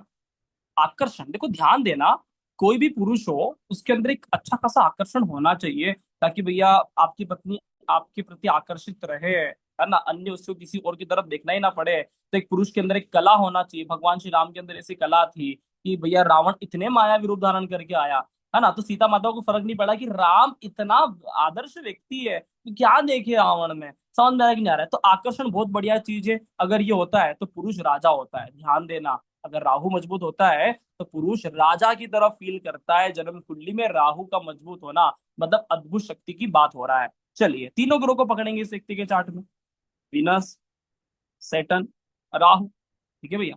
अब शुक्र क्या कह रहा है? शुक्र यहाँ पे बैठा हुआ है। ऋषि पाराशर जी बोलते हैं 12th हाउस में शुक्र काफी बढ़िया होता है। खासकर ये जो बातें लिखा हुआ था, ये मेल चार्ट को लेकर ज्यादा फॉलो होता है, क्योंकि फीमेल तो वैसे ही शुक्र होता है। बीएनएन ऐसे बोलते हैं, भृगु ऋषि ऐसे बोलते हैं कि शुक्र जीव कारक, फीमेल में गुरु जीव कारक, मेल में शुक्र यहाँ पे, है ना, अपने दोस्तों के साथ बैठा हुआ है। एक तो बुध के साथ बैठा हुआ है, दूसरा बुध आदित्य योग के साथ बैठा हुआ है। शुक्र का संबंध यहाँ पे बन रहा है किससे? थोड़ा सा एक्सप्लेन कर देता हूँ, आपको अच्छा लगेगा, आपको चीजें आसानी से समझ में आएगा, ठीक है। शुक्र, सो हाँ, ठीक है, शुक्र का संबंध यहाँ बन रहा है। डिग्री कर लिख लेना, जब भी आपको दिक्कत आए ना तो डिग्री कर लिख लीजिए, ताकि आपको पता चलेगा कि कौन सा ग्रह किससे मिलके आ रहा है। सूर्य 4 डिग्री का है, सूर्य 4 डिग्री का है, शुक्र 7 डिग्री का है, और बुध 18 डिग्री का है। हो गया, आगे अपन को कुछ भी नहीं देखना है, इतने से में अपना काम हो गया है कि शुक्र किससे मिलके आ रहा है। शुक्र सूर्य से मिलके आ रहा है, शुक्र बुध से मिलने आ रहा है। सूर्य को बोलते हैं ज्योतिष शास्त्र में चरित्र का कारक है। सूर्य को बोलते हैं ज्योतिष शास्त्र में कि आदर्श चरित्र, जिसको बोलते हैं मर्यादा पुरुषोत्तम श्री राम। सूर्य मतलब राम का कारक है, सबसे बढ़िया चरित्र का कारक, जो सदा सत्य बोले, सदा सत्य वचन का कारक हो। तो ज्योतिष शास्त्र में 2 ग्रह हैं, ग्रह के नाम क्या है? एक तो सन और एक गुरु, सर्वदा सत्य के कारक होते हैं। शुक्र सूर्य से मिलके आया और बुध से मिलने जा रहा है। क्या बोलेंगे कि भैया पत्नी का जो नेचर होगा, एक तो चरित्रवान होगा, सदा सत्य बोलेगी, दूसरा बुध से कनेक्टेड है तो काफी जोली नेचर की होगी। मतलब कुछ भी हो अपने लिए बहुत बढ़िया है, इस चार्ट में इस व्यक्ति के लिए बहुत बढ़िया है कि क्या स्थिति बनेगा कि शुक्र 12th हाउस में है। 12th हाउस को शुक्र का अच्छा बोलते हैं, शैया सुख बोलते हैं, इसको कोई दिक्कत नहीं है। स्पष्ट संकेत ये है इस चार्ट में कि शुक्र बहुत बढ़िया है। शुक्र पे अपन टिक मार्क करेंगे कि इस व्यक्ति का जो वाइफ है काफी बढ़िया नेचर की होना चाहिए, चरित्रवान होना चाहिए, सत्यवता होना चाहिए, और 12th हाउस में तो ना व्यक्ति को हर तरह की सुख सुविधाएं आराम से उसको खुश रखेगी। चलिए सेकंड, सेटन, काम धंधा ठीक करते हो क्या? सेटन बढ़िया होगा तो हम ये स्पष्ट बोलेंगे कि भैया काम धंधे का मामला भी ठीक है ना। तो ये जहाँ पे शनि बैठा हुआ है, ठीक है, शनि यहाँ पर बैठा हुआ है 8th हाउस में। समझ में आ रहा है कि नहीं आ रहा है?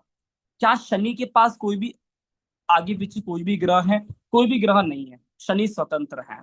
शनि किससे भी नहीं मिला। जब भी कोई ग्रह किसी से नहीं मिलता तो फिर क्या करेंगे? जैसे उस चार्ट में अपन ने बात किया था, सेम यहाँ पे गुरु था उस चार्ट में, तो अपन ने गुरु का स्वराशि का आकलन कर लिया कि व्यक्ति काफी ओकल साइंस में डीप रिसर्चर होगा, आदि आदि बात कर लिया था अपन ने, अच्छी स्थिति होगा। यहाँ पे शनि गुरु की राशि में ही बैठा हुआ है, कोई भी ग्रह आसपास नहीं है, तो शनि किसी से भी प्रभावित नहीं है। तो भैया शनि किससे प्रभावित होगा? तो शनि प्रभावित होगा धनु राशि का मालिक जुपिटर से, जुपिटर से प्रभावित है। गुरु वाले गुणधर्म शनि में होंगे, है ना। तो ये व्यक्ति, है ना, ऐसा ऋषि पाराशर जी का सूत्र बोलता है कि शनि गुरु की राशि में जाता है सदा बढ़िया रिजल्ट देता है, जबकि गुरु शनि की राशि में चला जाता है। जुपिटर अगर सैटर्न की राशि में बैठ जाएगा तो वहां पे कष्ट देता है, वहां पे दिक्कत देता है। यहाँ पे तो शनि गुरु की राशि में बैठा हुआ है, कोई भी ग्रह प्रभावित नहीं है। शनि वक्री भी नहीं है, वक्री कौन सा भी देख लेना चाहिए, शनि वक्री भी नहीं है। अष्टम भाव में एक और नियम है ना, नियम बहुत सारे समझाने पड़ेंगे क्योंकि केस स्टडी करते हैं तो बहुत सारे समझने पड़ते हैं। एक नियम है कि सभी सभी ग्रह बुरे भाव में बेकार रिजल्ट देने की बात करते हैं। बुरे भाव में बैठेगा तो रिजल्ट देगा बेकार। शनि एकमात्र ऐसा ग्रह है जो 6 8 12 में बैठेगा तो सर्वदा शुभ फलदायक होता है। ध्यान देना, शनि जब भी जन्म कुंडली में 6 8 12 में बैठता है सर्वदा शुभ फलदायक है। सिर्फ शनि के लिए नियम अलग है। सभी ग्रह बुरे भाव में बैठेंगे कहीं ना कहीं व्यक्ति के जीवन में कुछ न कुछ एक्सपेंसेस हानि का बात करता है, अनावश्यक खर्चे की बात करता है। शनि एकमात्र ऐसा ग्रह है जो 6 8 12 में बैठेगा तो वहां पे हिम्मत बढ़ाने का काम करता है। व्यक्ति बहुत जुझारू होता है, संघर्ष के साथ आगे बढ़ने वाला होता है। तो इस मामले में शनि को हम नंबर देंगे। विनस बढ़िया कह दिया था, सेटर्न बढ़िया कह दिया था, राहु। विनस बढ़िया है, सेटर्न बढ़िया है, कर्म बढ़िया होगा। राहु की बात करेंगे, शनिवत राहु है। देखो जिस तरह से फीमेल के चार्ट में मंगल का रिप्लेसमेंट था केतु, मंगल का रिप्लेसमेंट था केतु, इसी तरह से मेल के चार्ट में शनि का रिप्लेसमेंट है राहु। अगर शनि बढ़िया नहीं होता है तो आपको सीधे तौर पे राहु से बात करना चाहिए। राहु अपनी मूल त्रिकोण राशि में है। आप बोलोगे सर राहु की तो कोई राशियां होती नहीं है। राहु और केतु की मूल त्रिकोण राशियां होती है। राहु कुंभ राशि को अपनी मूल त्रिकोण मानता है क्योंकि शनिवत राहु। उसी तरह से केतु सिंह राशि को अपनी मूल त्रिकोण मानता है। केतु को बोलते हैं हनुमान, और हनुमान का मूल कार्य क्या था? हनुमान मतलब राम। सिंह राशि की राम की राशि बोलते हैं, तो हनुमान का मूल कार्य कि राम का कार्य करना। ध्यान दीजिएगा, अब यहाँ पे राहु 10th हाउस में है ना। सिंपल सा नियम है, उपचय भाव में 3 6, कल भी बताया था मैं, 3 6 सॉरी 10 और 11 में पापी ग्रह जितने भी होंगे बहुत बढ़िया रिजल्ट देता है। क्योंकि यहाँ पे राहु अपनी शनि की राशि में है तो बहुत बढ़िया रिजल्ट से बात करता है। इस व्यक्ति का दाम्पत्य जीवन कैसा रहेगा? निश्चित तौर पे इस व्यक्ति का जो मेल चार्ट है, इस व्यक्ति के दाम्पत्य जीवन में पत्नी से सुख है, कर्म से सुख है, राहु। इस व्यक्ति का जो ओरा है, आकर्षण है, वो भी काफी रहेगा। अट्रैक्टिव पर्सन है, पत्नी इससे जुड़ी हुई रहेगी। पत्नी को हमेशा लगेगा कि मेरा पति काफी बढ़िया, बुद्धिमान, ज्ञानी है ना, अच्छा समझदार व्यक्ति है। पत्नी का आकर्षण जुड़ा रहना चाहिए, पति से कभी भी अफेयर नहीं होता है। तो पत्नी का आकर्षण सदा जुड़ा रहेगा। राहु बहुत बढ़िया है। चीजें क्लियर हो गया, ये बीएन का कमाल यहीं तक हो गया। अब वही बात है, सेकेंड फोर्थ सप्तम चेक कर लो। उस व्यक्ति का कुंडली में केतु यहाँ पे था, इस व्यक्ति के चार्ट में केतु यहाँ पे है। समझने की ज्यादा आवश्यकता नहीं है, ठीक है। क्या स्थिति बनेगा? कुटुंब में कोई दिक्कत नहीं, कुछ ग्रह ही नहीं बैठे, दिक्कत होगा ही नहीं। 4th हाउस में बैठा है केतु। 4th हाउस मतलब माता पिता, माता पिता, फैमिली, जहाँ पे रहता है जन्म स्थान। भैया ये व्यक्ति जन्म स्थान में जब जब भी रहेगा बहुत कष्ट को भोगेगा, ठीक है। माता पिता से कष्ट होगा, माता पिता से दूरियां होगी। इस व्यक्ति की माता 11 साल की उम्र में एक्सपायर हो गई। समझ में आ रहा है कि नहीं आ रहा है? बहुत सारी अंदर अंदर वाली चीजें हैं, लेकिन एक्सप्लेन नहीं करूंगा। लेकिन बहुत सारा कष्ट हुआ है 4th हाउस जुड़ी हुई चीजों को, मकान को लेकर, संपत्ति को लेकर, धन को लेकर, सुख को लेकर भारी कमी का व्यक्ति को सामना करना पड़ता है। तो 4th हाउस से जुड़े हुए कष्ट व्यक्ति को रहते हैं। सप्तम भाव जुड़े हुए कष्ट रहेंगे क्या? नहीं, निश्चित तौर पे सप्तम भाव बिल्कुल फ्री है। सप्तम भाव से जुड़े हुए कुछ भी कष्ट व्यक्ति को नहीं रहेंगे। यहां तक सभी को स्पष्ट हो रहा है? मैं बहुत फास्ट तो नहीं चल रहा हूँ, एक बार मैं आप सभी से पूछ लेता हूँ, फिर आगे और भी कहानियां हैं। यहां तक सभी को सही समझ में आ रहा है? चीजें क्लियर चल रहा है? एक बार आप सभी, है ना, मैं अनम्यूट करता हूँ एक बार हैंड रेस करिए, कैसा लग रहा है यहाँ तक सेशन? हाँ, हरीश कुमार सर। हाँ, हरीश सर। जो भी व्यक्ति प्रश्न पूछना चाहते हैं हैंड रेस कर सकते हो। हरीश सर बताइए कैसा लग रहा है?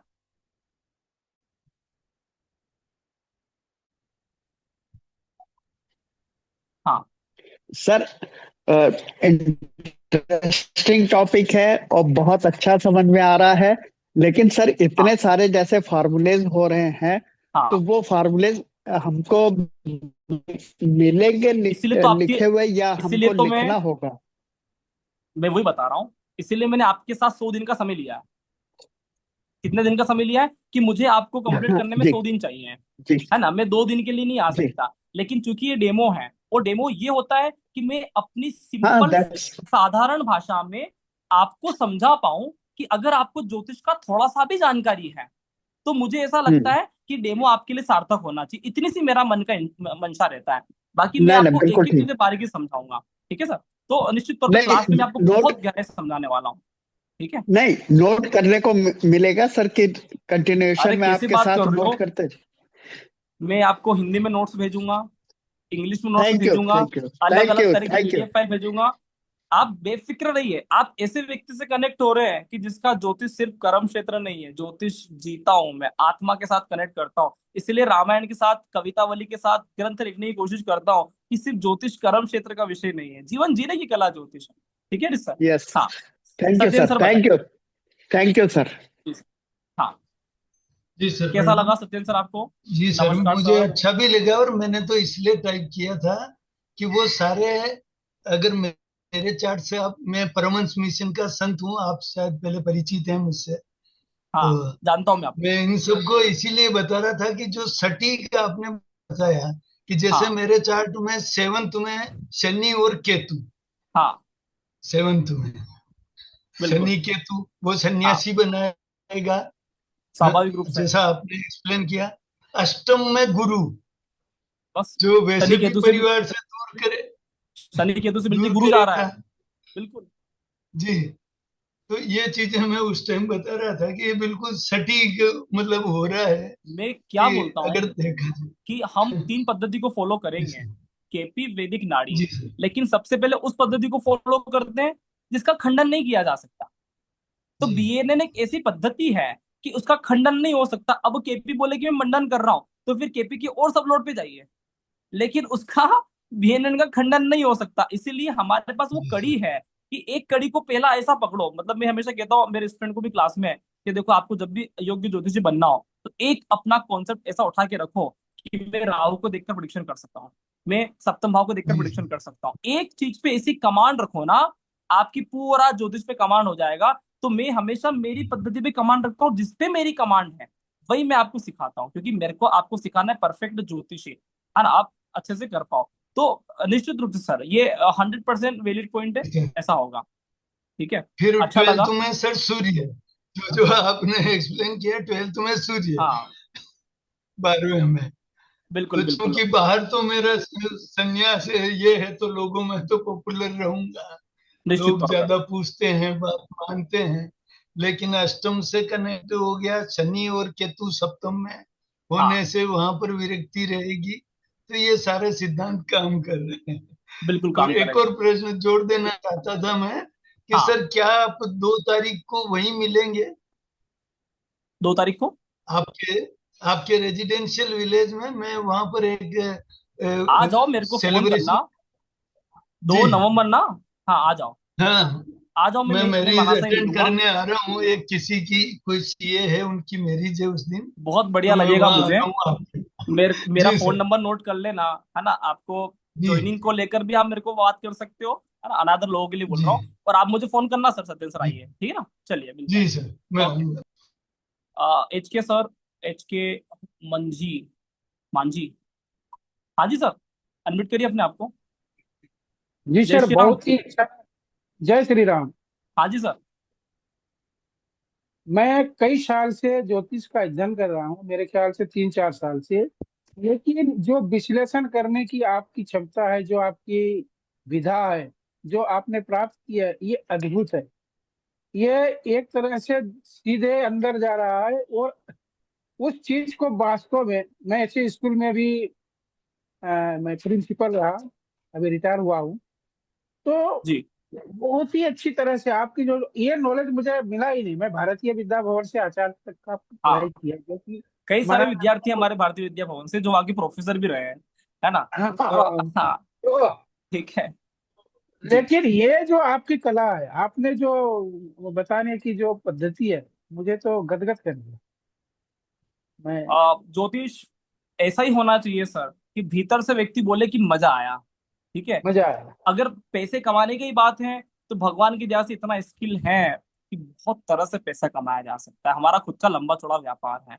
लेकिन मैं ज्योतिष में आया नहीं हूँ, मुझे बुलाया गया। बोलते ना कि भैया, एक तो आप व्यक्ति आते हो, एक मुझे खींच के ले आया गया, और मुझे इतना आत्मा से व्यक्ति काम कनेक्ट होता है ना, तो फिर बहुत मजा आता है। अभी तो मैं आपको सिर्फ हिंट दिया हूँ, आगे अभी और कहानियां हैं, अभी और बताने वाला हूँ कि अभी जी कैसे देखेंगे और भी गहराई, है ना। तो और गहराइयां हैं इसके अंदर।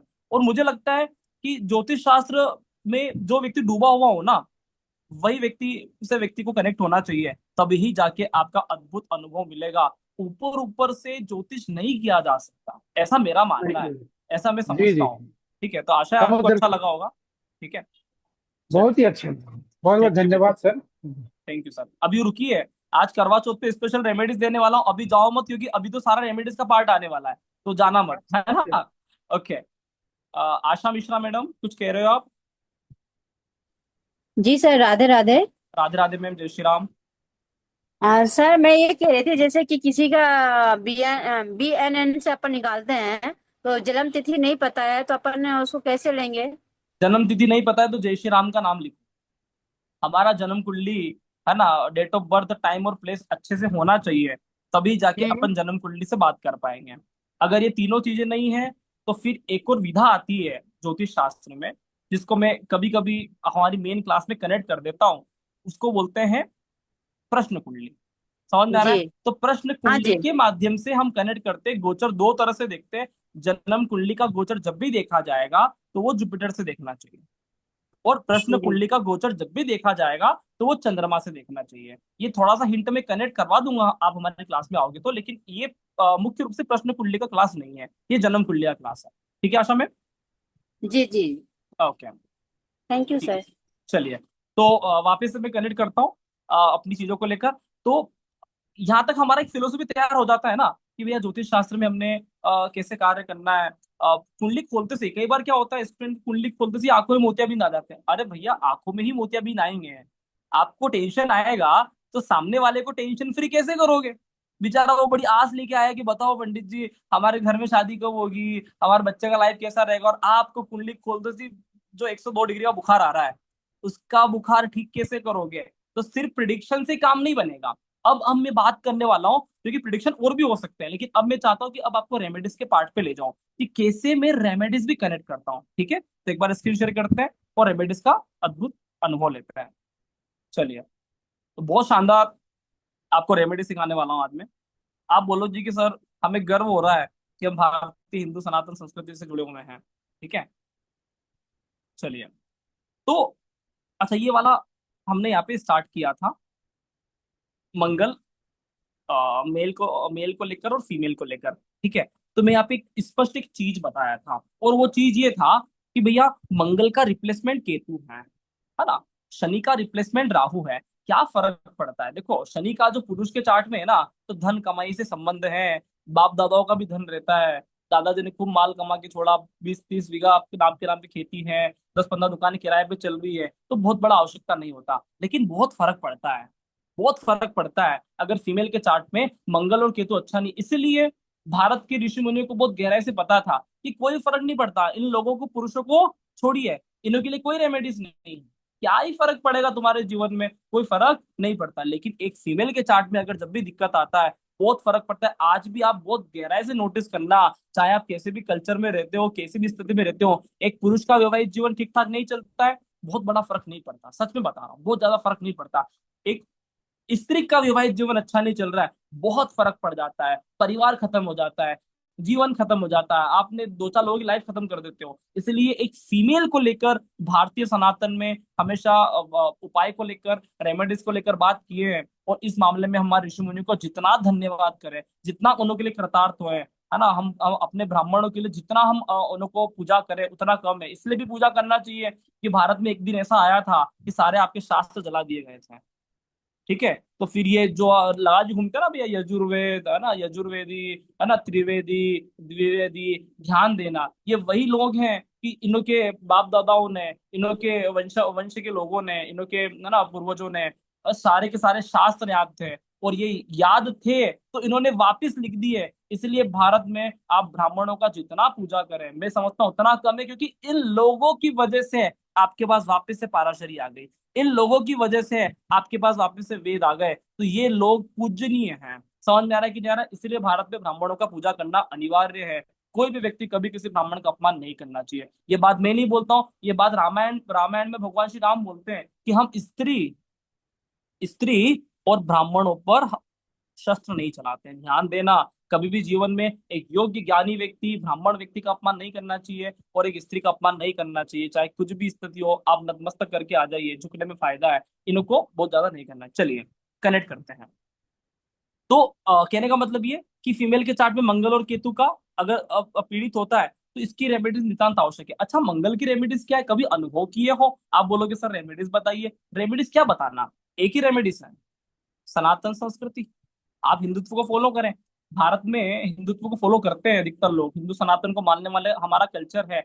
एक बात अनुभव करो कि मेल और फीमेल का शादी होता है, अब आपको मजा आएगा क्या क्या चीजें होती हैं। हवन होता है शादी में। हवन का कारक ग्रह होता है केतु। हवन मतलब केतु। पंडित होता है पूजा करवाने वाला। गुरु आता है ना, फेरे पड़वाने वाला, फेरे पड़वाने वाला व्यक्ति गुरु। मार्स। महिला लाल रंग के जोड़े में आती है। बहुत अनुभव करना। चांदी के सिक्के से सिंदूर भरा जाता है, बहुत अनुभव करते रहना सारी चीजों को लेकर। इसके बाद ठीक है, चूड़ी पहनना, कंगन पहनना, लाल रंग की चीजें कनेक्ट करना। अरे भैया ये कौन से ग्रह की रेमेडीज हैं, चलो ये भी समझ में नहीं आता तो फिर ऋषि मुनियों को पता था कि मानेंगे तो है नहीं, एक दिन ऐसा आएगा। तो फिर उन्होंने एक और कल्चर दिया और सीधा बोला मंगल सूत्र। अच्छा एक बात बताओ कि भैया हम बोलते हैं कि गुरु विवाह कारक है, शुक्र विवाह कारक है, तो मंगल सूत्र का नाम क्यों दिया? शुक्र सूत्र देना चाहिए, गुरु सूत्र देना चाहिए, सूर्य सूत्र देना चाहिए, सूर्य सूत्र देना चाहिए, नहीं दिया, मंगल सूत्र का कल्चर दिया। आप समझिएगा कि भैया स्वर्ण के साथ आपको पहनाना चाहिए, स्वर्ण फिर गुरु का कारक है। ये सारे के सारे जो रेमेडीज हैं, हर तरह के रेमेडीज सिर्फ महिलाओं के लिए किए गए। और कारण क्या है?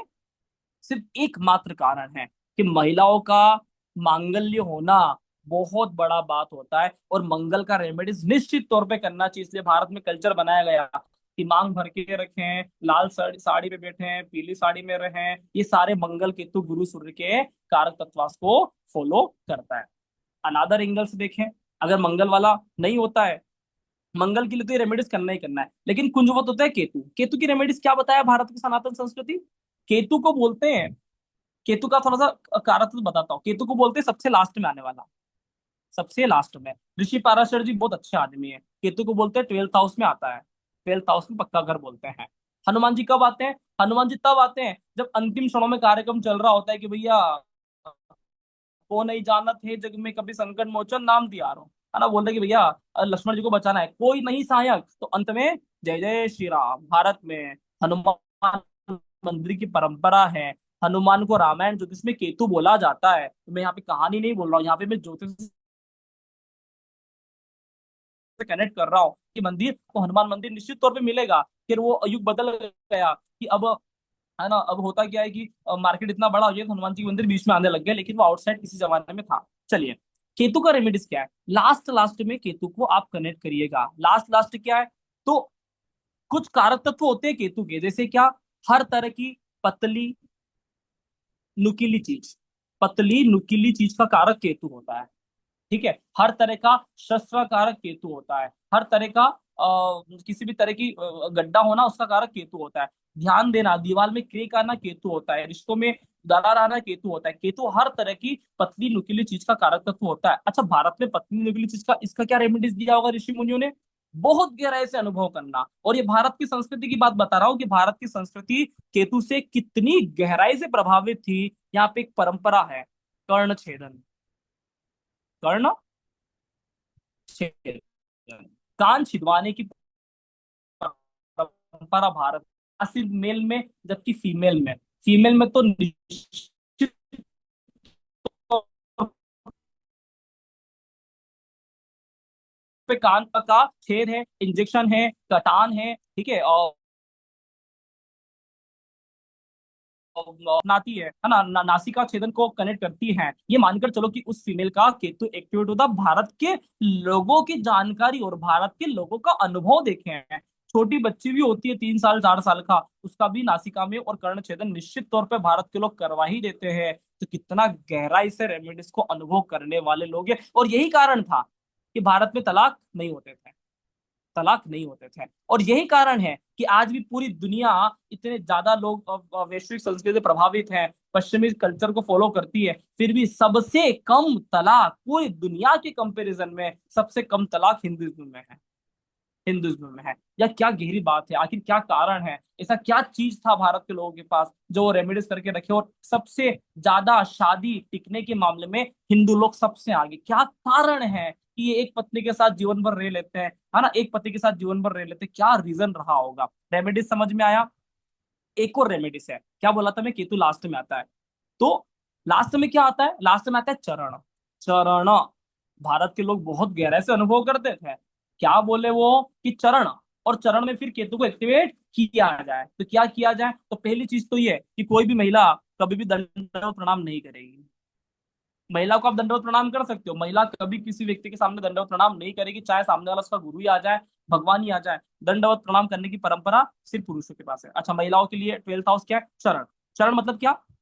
पाँव, है ना, जहाँ पे आता है। तो भारत में कलश के ठोकर लगा के महिला आती है, गृह प्रवेश होता है। मैं आपको कनेक्टिविटी करवा रहा हूँ रीति रिवाज से, ठीक है, कि भारत के लोग कैसे कनेक्ट करते हैं, रीति रिवाज से कनेक्ट करते हैं। कलश को वो पाँव लगा के ना गृह प्रवेश करवाते हैं। अनादर एंगल, पायल पहनते हैं, है ना, बिछिया पहनते हैं, है ना। विवाहित स्त्री को पायल और बिछिया निश्चित तौर पे पहना ही दिया जाता है। कितना ज्यादा इन्होंने रेमेडीज करके रखा। अरे भैया, मंगल और केतु कैसा भी हो, इन्होंने इतने उपाय करवा लिए, इतने रेमेडीज करवा लिए। निश्चित तौर पे ये उपाय सभी को करना चाहिए। पुरुष के लिए कुछ भी नहीं है क्या? पुरुष के लिए कुछ भी रेमेडीज नहीं, आप इंजॉय करो, कुछ भी मतलब नहीं है आपकी चार्ट में देखने में रेमेडीज में। जितनी भी रेमेडीज होती है, स्त्री करती है, घर परिवार को बनाने की पूरी व्यवस्था है किसी व्यक्ति के हाथ में है, तो पुरुष के हाथ में कुछ नहीं है। आप कुछ भी नहीं कर सकते। हाँ, आप बिजनेस में, करियर में, दुकान में, धन कमाने में सच में आपका बहुत बड़ा रोल है, महिलाओं का रोल इतना नहीं है, लेकिन घर परिवार को बनाने में, एक फैमिली लाइफ को निभाने में फीमेल का ही रोल आता है। आप कुछ भी करें, इसलिए क्या बोलते हैं? हाउस वाइफ, हाउस हस्बैंड क्यों नहीं बोल देते? नहीं बोलते हैं। चीजें कनेक्ट कर पा रहे हो? तो छोटी सी मुझे कनेक्टिविटी देना था। ज्योतिष जीवन जीने की कला है, रेमेडी स्वतः ही कार्य हो जाता है। हम बोलते हैं कि हमें रेमेडीज नहीं आता, क्या आवश्यकता है ना, स्वतः ही भारत के ऋषि मुनियों ने रेमेडीज कनेक्ट करवाया। अब करवा चौथ है भैया कल, है ना, तो अब जितने भी फीमेल हैं वो क्या करेगी, और जितने भी मेल हैं वो क्या करेंगे? तो मैंने तो कह दिया कि भैया मेल के लिए कुछ भी करने की आवश्यकता नहीं है, लेकिन है ना, अमुक तो नहीं करूंगा, ध्यान देना, ठीक है, कुछ कुछ तो कनेक्ट करके छोड़ूंगा ही छोड़ूंगा। अब देखो, ये कुंडली है। अब भारत में ऐसा बोला जाता है कि अभी काफी मैं मीम्स देख रहा हूँ, है ना, व्हाट्सएप पे, फेसबुक पे, कि भैया पति का लंबी उम्र से पूजा करने से कुछ नहीं होता, है ना, तो पति पत्नी मीठा मीठा बोले तो पति की लंबी उम्र हो जाती है। चलो, मीम्स अपनी जगह अच्छी बात है, शेर शायरी अच्छी बात है, लेकिन कनेक्टिविटी और हमारी संस्कृति पे हमारा पूरा विश्वास होना चाहिए। ये ऐसी चीज है जिसपे आप, है ना, बोल सकते हैं कि गर्वित करते हैं, गर्वित होता है भारत, है ना। हिंदू सनातन संस्कृति गौरव का विषय है कि हम भारत में पैदा हुए और इतनी सुंदर संस्कृति के साथ हमारा जन्म हुआ कि हम केतु के गुरु के फॉलोअर हैं। चलिए, अब करवा चौथ है, एक एक रेमेडीज ध्यान रखना, और निश्चित तौर पे आप सभी करते हो, लेकिन होता क्या है, ज्योतिष क्या करता है, कल परसों एक लेक्चर लिया था मैंने, तो ज्योतिष बताता है दृष्टि देने का कार्य है। मैं आपको क्या करने आया हूँ? देखो, सिंपल सी बात यह है कि आप मुझसे ज्यादा ज्योतिष जानते हैं, ठीक है। सीधी सी बात यह है कि आपको जीवन का मेरे से ज्यादा अनुभव है। मेरी उम्र 31 साल को 26 अक्टूबर के दिन होगा, है ना, ये आने वाला है। समझ में आ रहा है कि नहीं आ रहा है? तो आपका मेरे से ज्यादा अनुभव है, आप मेरे से ज्यादा ज्योतिष जानते हो, आप मेरे से ज्यादा पढ़े लिखे हो, आप मेरे से ज्यादा हर चीज में आगे हो। मुझे इतना विश्वास है कि मेरे स्टूडेंट मेरे से हमेशा ऊपर रहता है। अब मैं क्या करने आया हूँ? तो मैं आपको यहाँ पे कभी भी सिखाने नहीं आया हूँ, एक बात ध्यान रखना, मैं सिखा ही नहीं सकता। ज्योतिष प्रकट होता है, शिव का जन्म नहीं हुआ, ज्योतिष का जन्म नहीं हो सकता। ये जो 12 ज्योतिष के भाव की बात करते हो, ये 12 ज्योतिष के भाव नहीं है, ये 12 ज्योतिर्लिंग है। क्या बात कर रहे हो, 12 ज्योतिर्लिंग है। तो शिव जन्म नहीं हो सकता, तो ज्योतिष को कोई पैदा करवा सकता है? दुनिया में एक भी व्यक्ति ऐसा पैदा ना हुआ जो ये कह दे कि हम ज्योतिष सिखाने आते हैं, हम ज्योतिष सिखाते हैं। ज्योतिष ना सिखाया जा सकता है, ज्योतिष ना कोई सीख सकता है, ज्योतिष तो प्राकट्य होता है। तो ज्योतिष करता क्या है? एक योग्य गुरु सिर्फ दृष्टि दिलवाता है कि देखो, मेरी निगाह से देखो। अभी तक देख रहे थे लेकिन वो नहीं देख रहे थे जो मैं कहा, है ना। तो अब आप मेरी निगाह से इन चीजों को देखो। आपको ये सारी चीजें पहले से ही पता था, आपकी आत्मा अंदर से आवाज दे रही हुई, वाह, बिल्कुल सही बोल रहे हैं सर। लेकिन अब दृष्टि मिल गया तो आपको एक, है ना, एक और ताकत मिल जाता है कि हम ज्योतिष को कितना अच्छे से विश्वास कर सकते हैं। चलिए, कनेक्ट करते हैं। करवा चौथ का त्योहार है ना, बहुत ध्यान से लगाना। इसका एक फिलोसॉफी है कि महिलाएं व्रत करती है तो पति का उम्र कैसे बढ़ता है ना। आदमी सोचता है, ना, सोचता है कि भैया महिलाएं व्रत करेगी तो पति की लंबी उम्र, हर कुछ भी, हम नहीं मानते हैं, ये हर कुछ बोल दिया लोगों ने, फालतू की बातें हैं। देखो, ऐसा है कि लॉजिक पे जो व्यक्ति मैजिक विश्वास करे तो बहुत बढ़िया, मैजिक विश्वास करता है भक्त आदमी, जिसके अंदर भक्ति होती है वो मैजिक समझता है। उसको पता है कि लक्ष्मण मूर्छित हो गए, संजीवनी बूटी क्या पहाड़ भी लाया जा सकता है। तो मैजिक अलग ही चीज है, और हिंदू सनातन मैजिक भी है और हिंदू सनातन लॉजिक भी है। अब लॉजिक क्या है? लॉजिक देते हैं, ये होता है लगन भाव। किसी भी भाव से अष्टम भाव होता है आयु का, आयुष्य का, आयुष। समझ में आ रहा है? व्यक्ति का उम्र कितना होगा, जब भी आपको, चूंकि मेरा मेडिकल एस्ट्रोलॉजी का विषय नहीं, नहीं तो आपको समझाता मैं अष्टम में से क्या देखते हैं। व्यक्ति का उम्र कहाँ से देखते हैं? व्यक्ति का उम्र देखते हैं अष्टम भाव से या लगन से। ठीक है, तो अष्टम भाव से देखा जाता है कि व्यक्ति का उम्र कितना होगा। लगन मतलब हम स्वयं, हमारा उम्र कितना होगा, तो देखते हैं अष्टम भाव से। पार्टनर का उम्र कितना होगा, तो भैया कहां से देखोगे? सप्तम से अष्टम चलो ना, सेकेंड हाउस से। ध्यान देना, अष्टम भाव आपकी आयुष्य कितना है, आपका आयुष्य कितना है। द्वितीय भाव पार्टनर का आयुष्य कितना है। चीजें क्लियर हो रही है। अब भारत का सनातन संस्कृति क्या बोले, ऋषि मुनि अच्छे व्यक्ति थे, हम भगवान श्री राम के फॉलोअर हैं, राम आने वाले हैं, किस तरह का कल्चर बनाया गया है। ध्यान देना, सप्तम भाव से द्वितीय भाव होता है ना, अष्टम यहाँ से लिंक होता है। अब एक बात चीजें क्लियर हो गया कि द्वितीय भाव होता है किसी भी जन्म कुंडली में पार्टनर की आयु का। और हम लोग मनाते हैं त्योहार करवा चौथ का, करवा चौथ का। समझ में आ रहा है? अब करवा चौथ का संबंध आयुष्य से क्या है, पति की उम्र से क्या है, तो ऋषि मुनि बोलते हैं। मैं आपको सिर्फ लॉजिक देना चाहता हूं, बाकी आप स्वयं मुझसे ज्यादा कनेक्ट कर लोगे, इतना मुझे विश्वास है, क्योंकि ज्योतिष भीतर से प्रकट होता है, वही ज्योतिष होता है। ज्ञान आपके भीतर से प्रकट होगा, कोई बाहर का व्यक्ति आपको ज्ञान नहीं प्रकट करवा सकता, और ज्योतिष उच्च स्तरीय ज्ञान है। तो द्वितीय भाव क्या है? ऋषि मुनि बोलते हैं काल पुरुष कुंडली में प्रथम भाव आता है मंगल का, द्वितीय भाव होता है वृषभ राशि। वृषभ राशि, वृषभ राशि में कौन सा ग्रह उच्च का होता है?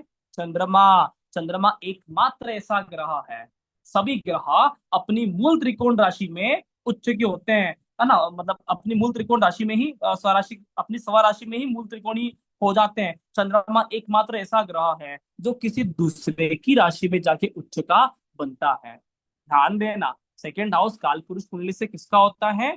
इसका स्वामी तो होता है शुक्र, लेकिन इसका मूल त्रिकोण जो स्वामी होता है, या इसका उच्च राशि, इसका और बोलते हैं कि चंद्रमा वृषभ राशि में उच्च का होता है, तो यहाँ पे चंद्रमा का कमाल होता है। अब हम क्या करते हैं, करते क्या हो, ये पूजा करते हो। देखो ध्यान देना, अब मजा आएगा आपको। आपका करवा चौथ सिद्ध होगा। अब हर बार बहुत बढ़िया तरीके से करते हो, लेकिन आज आपको लॉजिक पता चलेगा। चंद्रमा किन चीजों का कारक है? जो भी कार्य हम करवा चौथ पे करते हैं, वो 100 बात की एक बात हम चंद्रमा जी काम करते हैं। चांद को खोलकर खाना खाते हो, चांद को देखकर खाना खाते हो, चलिए अच्छी बात है। चंद्रमा को देखकर ही व्रत महिलाएं लोग करती है।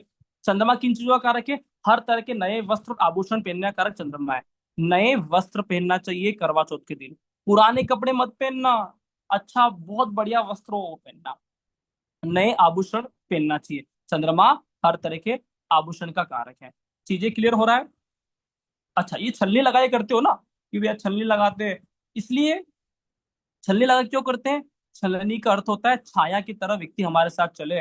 अगर, है ना, पति पत्नी का व्यवहार ऐसा होना चाहिए कि वो बिल्कुल छलनी में भी चंद्रमा दिख जाता है, कि वो चले और वो व्यक्ति उसकी छाया चले। समझ में आना चाहिए कि आप पति कहीं पर भी जा रहा है तो पत्नी वहां जा ही रही है, और पत्नी कहीं पे भी जा रही है तो वहां पे पति बिल्कुल उसकी छलनी की तरह है, छाया की तरह है। तो छाया को तो ला नहीं सकते, तो भारत में छलनी का प्रयोग किया गया। ध्यान देना, एक एक चीज कनेक्टिविटी करवा रहा हूँ।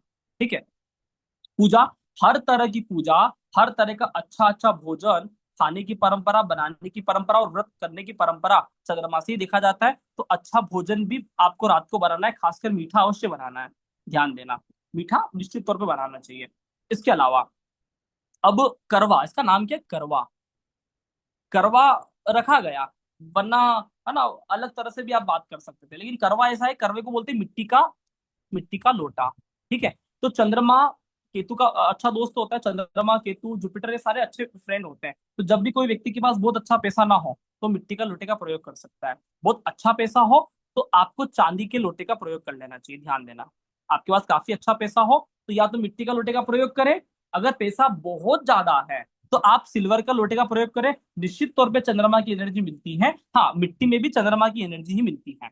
समझ में आ रहा है? तो मिट्टी शाश्वत है, हर व्यक्ति कर सकता है। मिट्टी का दीपक लगाना है। अब हस्बैंड लोगों को क्या करना है? हस्बैंड लोग, जितने भी लोग हैं, है ना, इनके लिए क्या रेमेडीज है? खैर सारी रेमेडीज महिलाएं करती है, लेकिन कुछ पुरुषों के गुणधर्म होते हैं कि वो टाइम से आके पानी वानी पिलाने का कार्य करें। ठीक है, आपको मन में श्रद्धा हो तो आप गिफ्ट देने की परंपरा दे सकते हो। गिफ्ट क्या देना है?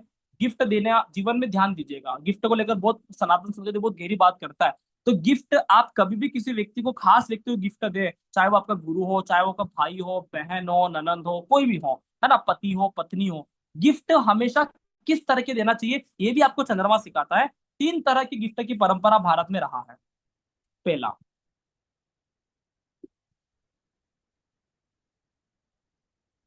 ऋतु या पुष्प। अगर व्यक्ति के पास बिल्कुल मतलब बहुत अच्छा होता है ये, लेकिन ये ऐसा ऋतुफल और पुष्प चंद्रमा को एक्टिवेट करने के लिए, जब भी आप अपने खास व्यक्ति से मिलने जाते हो तो या तो आप ऋतुफल का गिफ्ट करेंगे या फिर आप पुष्प का गिफ्ट करेंगे। तो कल आप अपनी वाइफ को या तो ऋतुफल गिफ्ट कर सकते हैं या फिर गुलाब का पुष्प गिफ्ट कर सकते हैं कि मैं आपके लिए ये गिफ्ट लेके आया हूँ। सबसे बेस्ट गिफ्ट होता है, सबसे पहले चीज। दूसरा, दूसरा गिफ्ट कौन सा होता है? वस्त्र। गिफ्ट बहुत गहराई से देना चाहिए। दूसरा सबसे अच्छा गिफ्ट होता है कि जब भी आप अपनी खास व्यक्ति को गिफ्ट दें तो आप उसको वस्त्र दें, है ना, साड़ी दिलवाएं, जो भी आपकी वाइफ पहनती हो उसकी मनपसंद चीज हो, निश्चित तौर वो दिलवाएं। आमतौर पे लाल और पीले रंग के वस्त्र गिफ्ट में देना चाहिए। तीसरी महत्वपूर्ण चीज, क्या देना चाहिए? वस्त्र के बाद आप श्रृंगार का सामान दे सकते हो, क्योंकि ये अपनी वाइफ को लेकर है, लेकिन अन्य व्यक्ति को भी आप गिफ्ट देंगे तो वस्त्र ऋतुफल दे सकते हैं। श्रृंगार का सामान भी आप दे सकते हो, है ना, जो आपकी वाइफ को पसंद हो आप वो भी दे सकते हैं। चौथी, एक और महत्वपूर्ण चीज है कि जब भी आपको लगता है कि नहीं हम तो काफी रिच मैन हैं, काफी पैसे वाले हैं, तो आप सिल्वर का गिफ्ट हमेशा दे सकते हो। सिल्वर सबसे बेस्ट होता है, मैं समझता हूँ गोल्ड से भी ज्यादा शुभ सिल्वर होता है। इसलिए सिल्वर का गिफ्ट आपको करवा चौथ पे अपनी वाइफ को दे सकते हो। आप पायल ला सकते हो, बिछिया ला सकते हो, इससे केतु का भी रेमेडीज हो जाता है। आपको लगता है चांदी बहुत महंगी है, कुछ भी लाइए, है ना, लेकिन आप ला सकते हो, ये कंपलसरी नहीं है। स्टार्टिंग आप यहाँ से कर सकते हो, ठीक है। वस्त्र, श्रृंगार, सिल्वर, एक और चीज मैं भूल रहा हूँ, पता नहीं मिस हो गया, अभी याद था मेरे को, है ना। तो इस तरह की चीजें आपको देना चाहिए। तो ये सारी चीजें आपको करवा चौथ के दिन अपने वाइफ को गिफ्ट दे सकते हो। और वैसे भी गिफ्ट देने के लिए, हाँ, एक और चीज, मिठाई। कुछ भी नहीं समझ में आता है तो मीठा खिलाइएगा, है ना, मिठाई अवश्य खिला देना। ये 5 चीजों के अलावा जीवन में कभी भी किसी व्यक्ति को, चाहे आपको गुरु मिले, चाहे आपको बड़ा भाई मिले, आपकी माँ मिले, आपकी बहन मिले, रक्षाबंधन आने वाला है, भाई भी जाने वाला है, आज हमारा आखिरी डेमो है फ्री सेशन में, फिर मैं आपको नहीं मिलूंगा, तो आपको सारी बातें समझा रहा हूँ कि दीपावली भी आएगा, तो आपको क्या क्या चीजें गिफ्ट में देना है, यही चीजें गिफ्ट में देना है। वापिस से लिख देता हूँ, दीपावली मिलन करोगे तो क्या देना है? पुष्प, सामने वाला कुछ भी कहे कोई फर्क नहीं पड़ता। वस्त्र, ठीक है, मिठाई, मिठाई, चांदी, ठीक है, भोजन, ठीक है, भोजन में अच्छा खासा आप घर आके उसको खाना खिला सकते हो। ये कुछ चीजें होती है जो चंद्रमा को रूल करती है। अन्य आज के जमाने में मैं देखता हूँ कि कोई व्यक्ति मोबाइल फोन देता है, रोंग, राहु का गिफ्ट दे रहे हो भैया, पागल हो जाओगे, नहीं देना है। कोई व्यक्ति लैपटॉप दे रहा है, नहीं, नहीं लेना है। इलेक्ट्रॉनिक सामान दे रहा है, नहीं, बचो, इन सारी चीजों से बचो। ये राहु वाले गिफ्ट मत दो, जितना कोशिश हो सके चंद्र वाले गिफ्ट दीजिए। हैप्पी दीपावली से आप मिलो तो भैया मीठा खा के आप मिलिए। तो ये कुछ चीजें हैं जिसमें आपको करवा चौथ पे ध्यान लगाना है, और मैं आशा करता हूँ कि आपका करवा चौथ बहुत शुभ रहेगा, है ना। तो ज्योतिष का माध्यम से मैं आपको कुछ चीजें कनेक्ट करवाना चाहता था कि पति का लंबी उम्र का लॉजिक है कि चंद्रमा का रेमेडीज करवाना। समझ में आ रहा है कि नहीं आ रहा है ना। तो लॉजिक है, हिंदू सनातन के लोग इतने बड़े बड़े ऋषि मुनि थे, तो फिर लॉजिक इतना गहराई से देते थे। तो एकमात्र हिंदुइज्म है जिसमें लोगों ने भक्ति किया। भक्ति करता है ना हिंदुइज्म में, हिंदुइज्म भक्ति करते हैं, क्योंकि आपके ज्ञानी संत ऋषि मुनि इतने जबरदस्त तरीके से बात करेंगे तो आदमी क्या बोलता है, नहीं भैया कुछ भी नहीं जानना, आप जो बोले वही परम सत्य है। तो हिंदुइज्म भक्ति इसीलिए करता है, हम हमारे गुरु की भक्ति इसीलिए करते हैं कि हमारे गुरु लॉजिक से भी समझा सकता है और मैजिक तो उसको आता ही आता है। समझ में आ रहा है कि नहीं आ रहा है? भगवान श्री विष्णु को गुरु बोलते हैं और हर तरह की मोहिनी रूप धारण कर लेते थे। समझ में आ रहा है? तो ये भक्ति का, और मैं हमेशा समझता हूँ कि भक्ति अंधविश्वास वाली नहीं होना चाहिए, विश्वास के साथ भक्ति करो। अब आपको देखो कि अब आपसे कोई पूछे ना कि करवा चौथ के दिन ऐसा ऐसा क्यों करते हैं पति की लंबी आयु के लिए, तो आप जवाब देना कि नहीं, अकॉर्डिंग टू एस्ट्रोलॉजी हमको पता है कि ऐसा ऐसा होता है। हम समझते हैं कि हम द्वितीय भाव को ऑपरेट कर रहे हैं। द्वितीय भाव आपकी उम्र नहीं है, आपके पार्टनर की उम्र है। समझ में आ रहा है कि नहीं आ रहा है? ये चीजें हमें समझना बहुत जरूरी है, और जब ये चीजें आप कनेक्ट करोगे तो आपका ना सिर्फ हिंदुत्व के प्रति व्यवहार बढ़ेगा, श्रद्धा बढ़ेगी, गुरु के प्रति श्रद्धा बढ़ेगा, ज्योतिष के प्रति श्रद्धा बढ़ेगा। आप फर्जी ज्योतिषों के चक्कर से निकल जाओ, ऐसे व्यक्ति से कनेक्ट हो जो आपको ज्योतिष का इतना गहरा ज्ञान दे, इतना गहरा अनुभव करवा सके कि भैया ये लाल मिर्ची, काली मिर्ची, हल्दी लगा लो, फलाना कर लो, ऐसा हो जाएगा, वैसा हो जाएगा।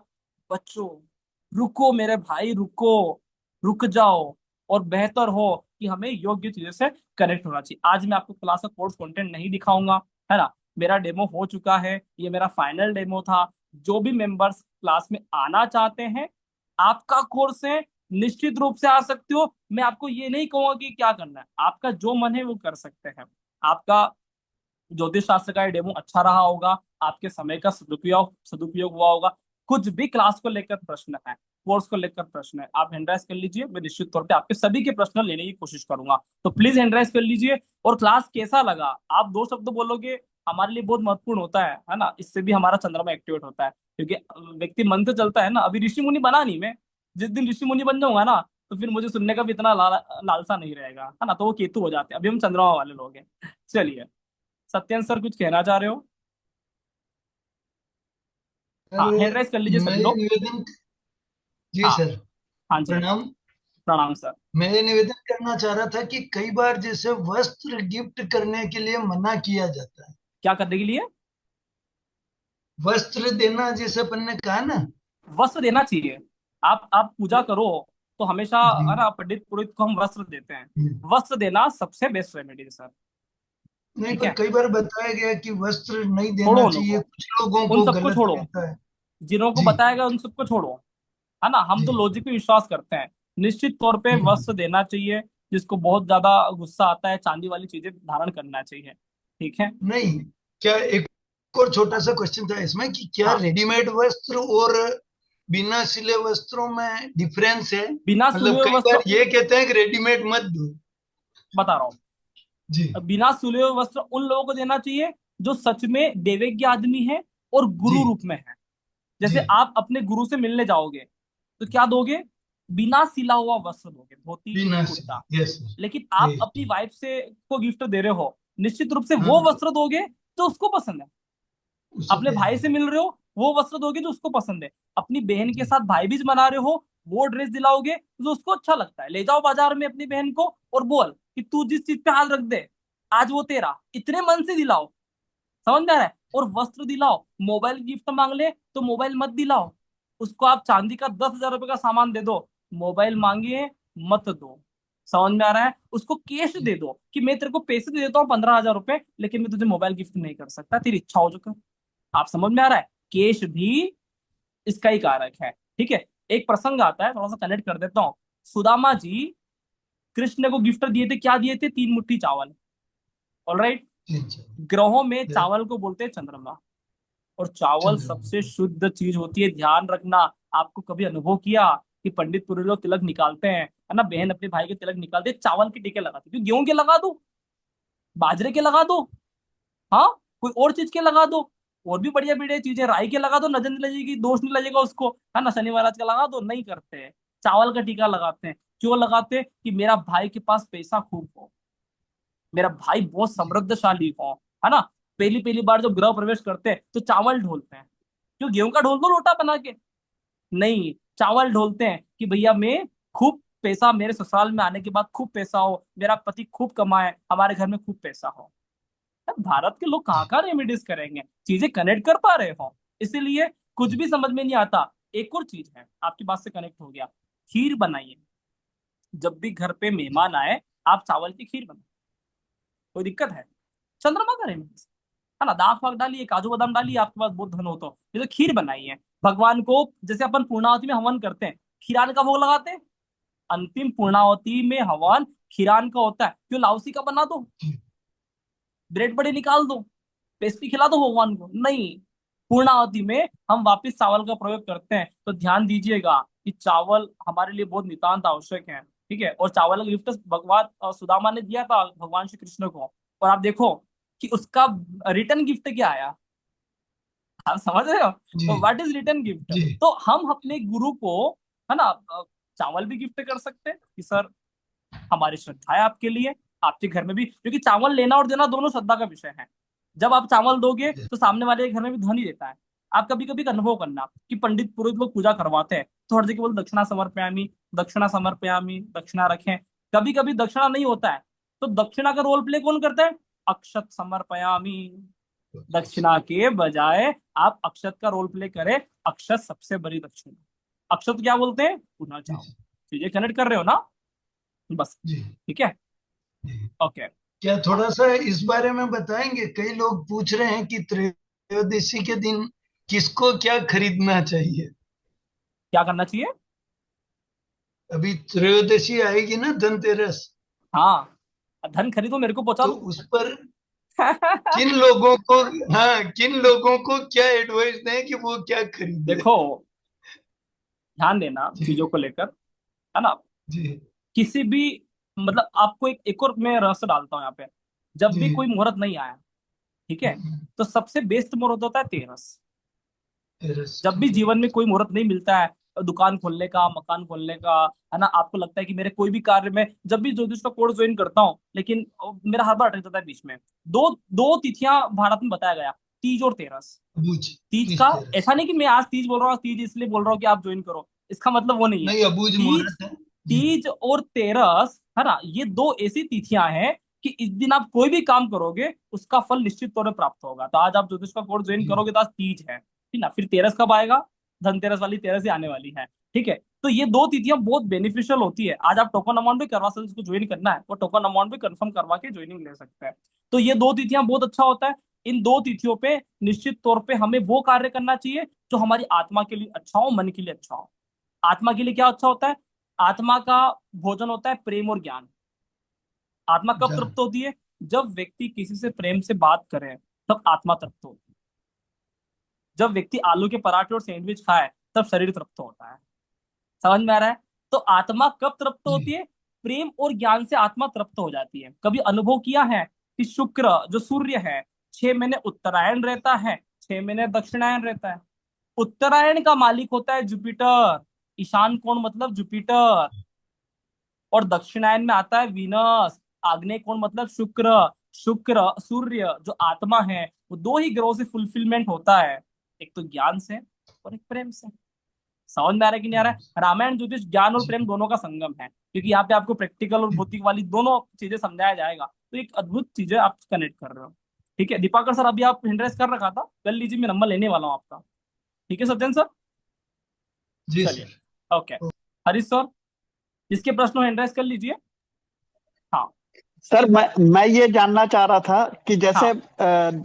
पुरुष की कुंडली में शनि, राहु और वीनस, हाँ ये जी, इनको देखा जाएगा। अब शनि राहु एक ही जगह पे बैठे हैं करेंगे, एकादश भाव में। करूंगा बात। अभी आप अपनी फिलोसफी से समझ लो कितना आपको समझ में आया। अब जब मैं आपको पढ़ाने बैठूंगा कि शनि को कैसे देखते हैं, राहु कैसे देखते हैं, अभी तो मैंने आपको 25% बातें कनेक्ट करवाया है। मतलब अभी केपी सूचक कॉम्बिनेशन पे तो बात ही नहीं किया, पाराशरी की तरह से बात ही नहीं किया, बीएन इंडिया आपको ऊपर ऊपर से 7 चक्का दिया, ऐसा बोलते हैं ना। मेरा एक बार चैनल हुआ था रिकमेंडेशन, रिकमेंडेशन मेरा चैनल पहुंच गया 15,000 लोगों के पास। वहां से मेरे 25 एनरोलमेंट एक ही दिन में आ गए। तो मेरे को यूट्यूब वाले ने एक 7 चखाया कि भैया ये मेरी ताकत ये है कि अगर मैं कोई वीडियो रिकमेंडेशन पर डाल दूं तो मैं इतने लोगों में जा सकता हूँ। तो मैं आपको आज एक स्वाद चखाया, स्वाद चखाया कि ऐसा ज्योतिष होता है। इसकी पूरी गहराई आपको 100 दिन में मिलेगा। रामायण ज्योतिष अद्भुत है। आपको एक एक चीज में हिंदू सनातन संस्कृति का, राम नाम का जादू मिलेगा। ये डेमो में भी मैं इतना ही समझाने आया हूँ कि मैं कैसा पढ़ाता हूँ, मेरा पढ़ाने का शैली क्या है। ठीक एक्सीलेंट, है, बस एक्सीलेंट, इतना ही। मैं, एक्सीलेंट। धन्यवाद सर, बस इतना ही मैं कनेक्ट करने आया। दूसरी बात, मेरे पास नॉर्थ इंडिया और साउथ इंडिया दोनों से स्टूडेंट आते हैं, तो मैं आपको एक और चीज कनेक्ट करवाता हूँ, आपको मजा आएगा।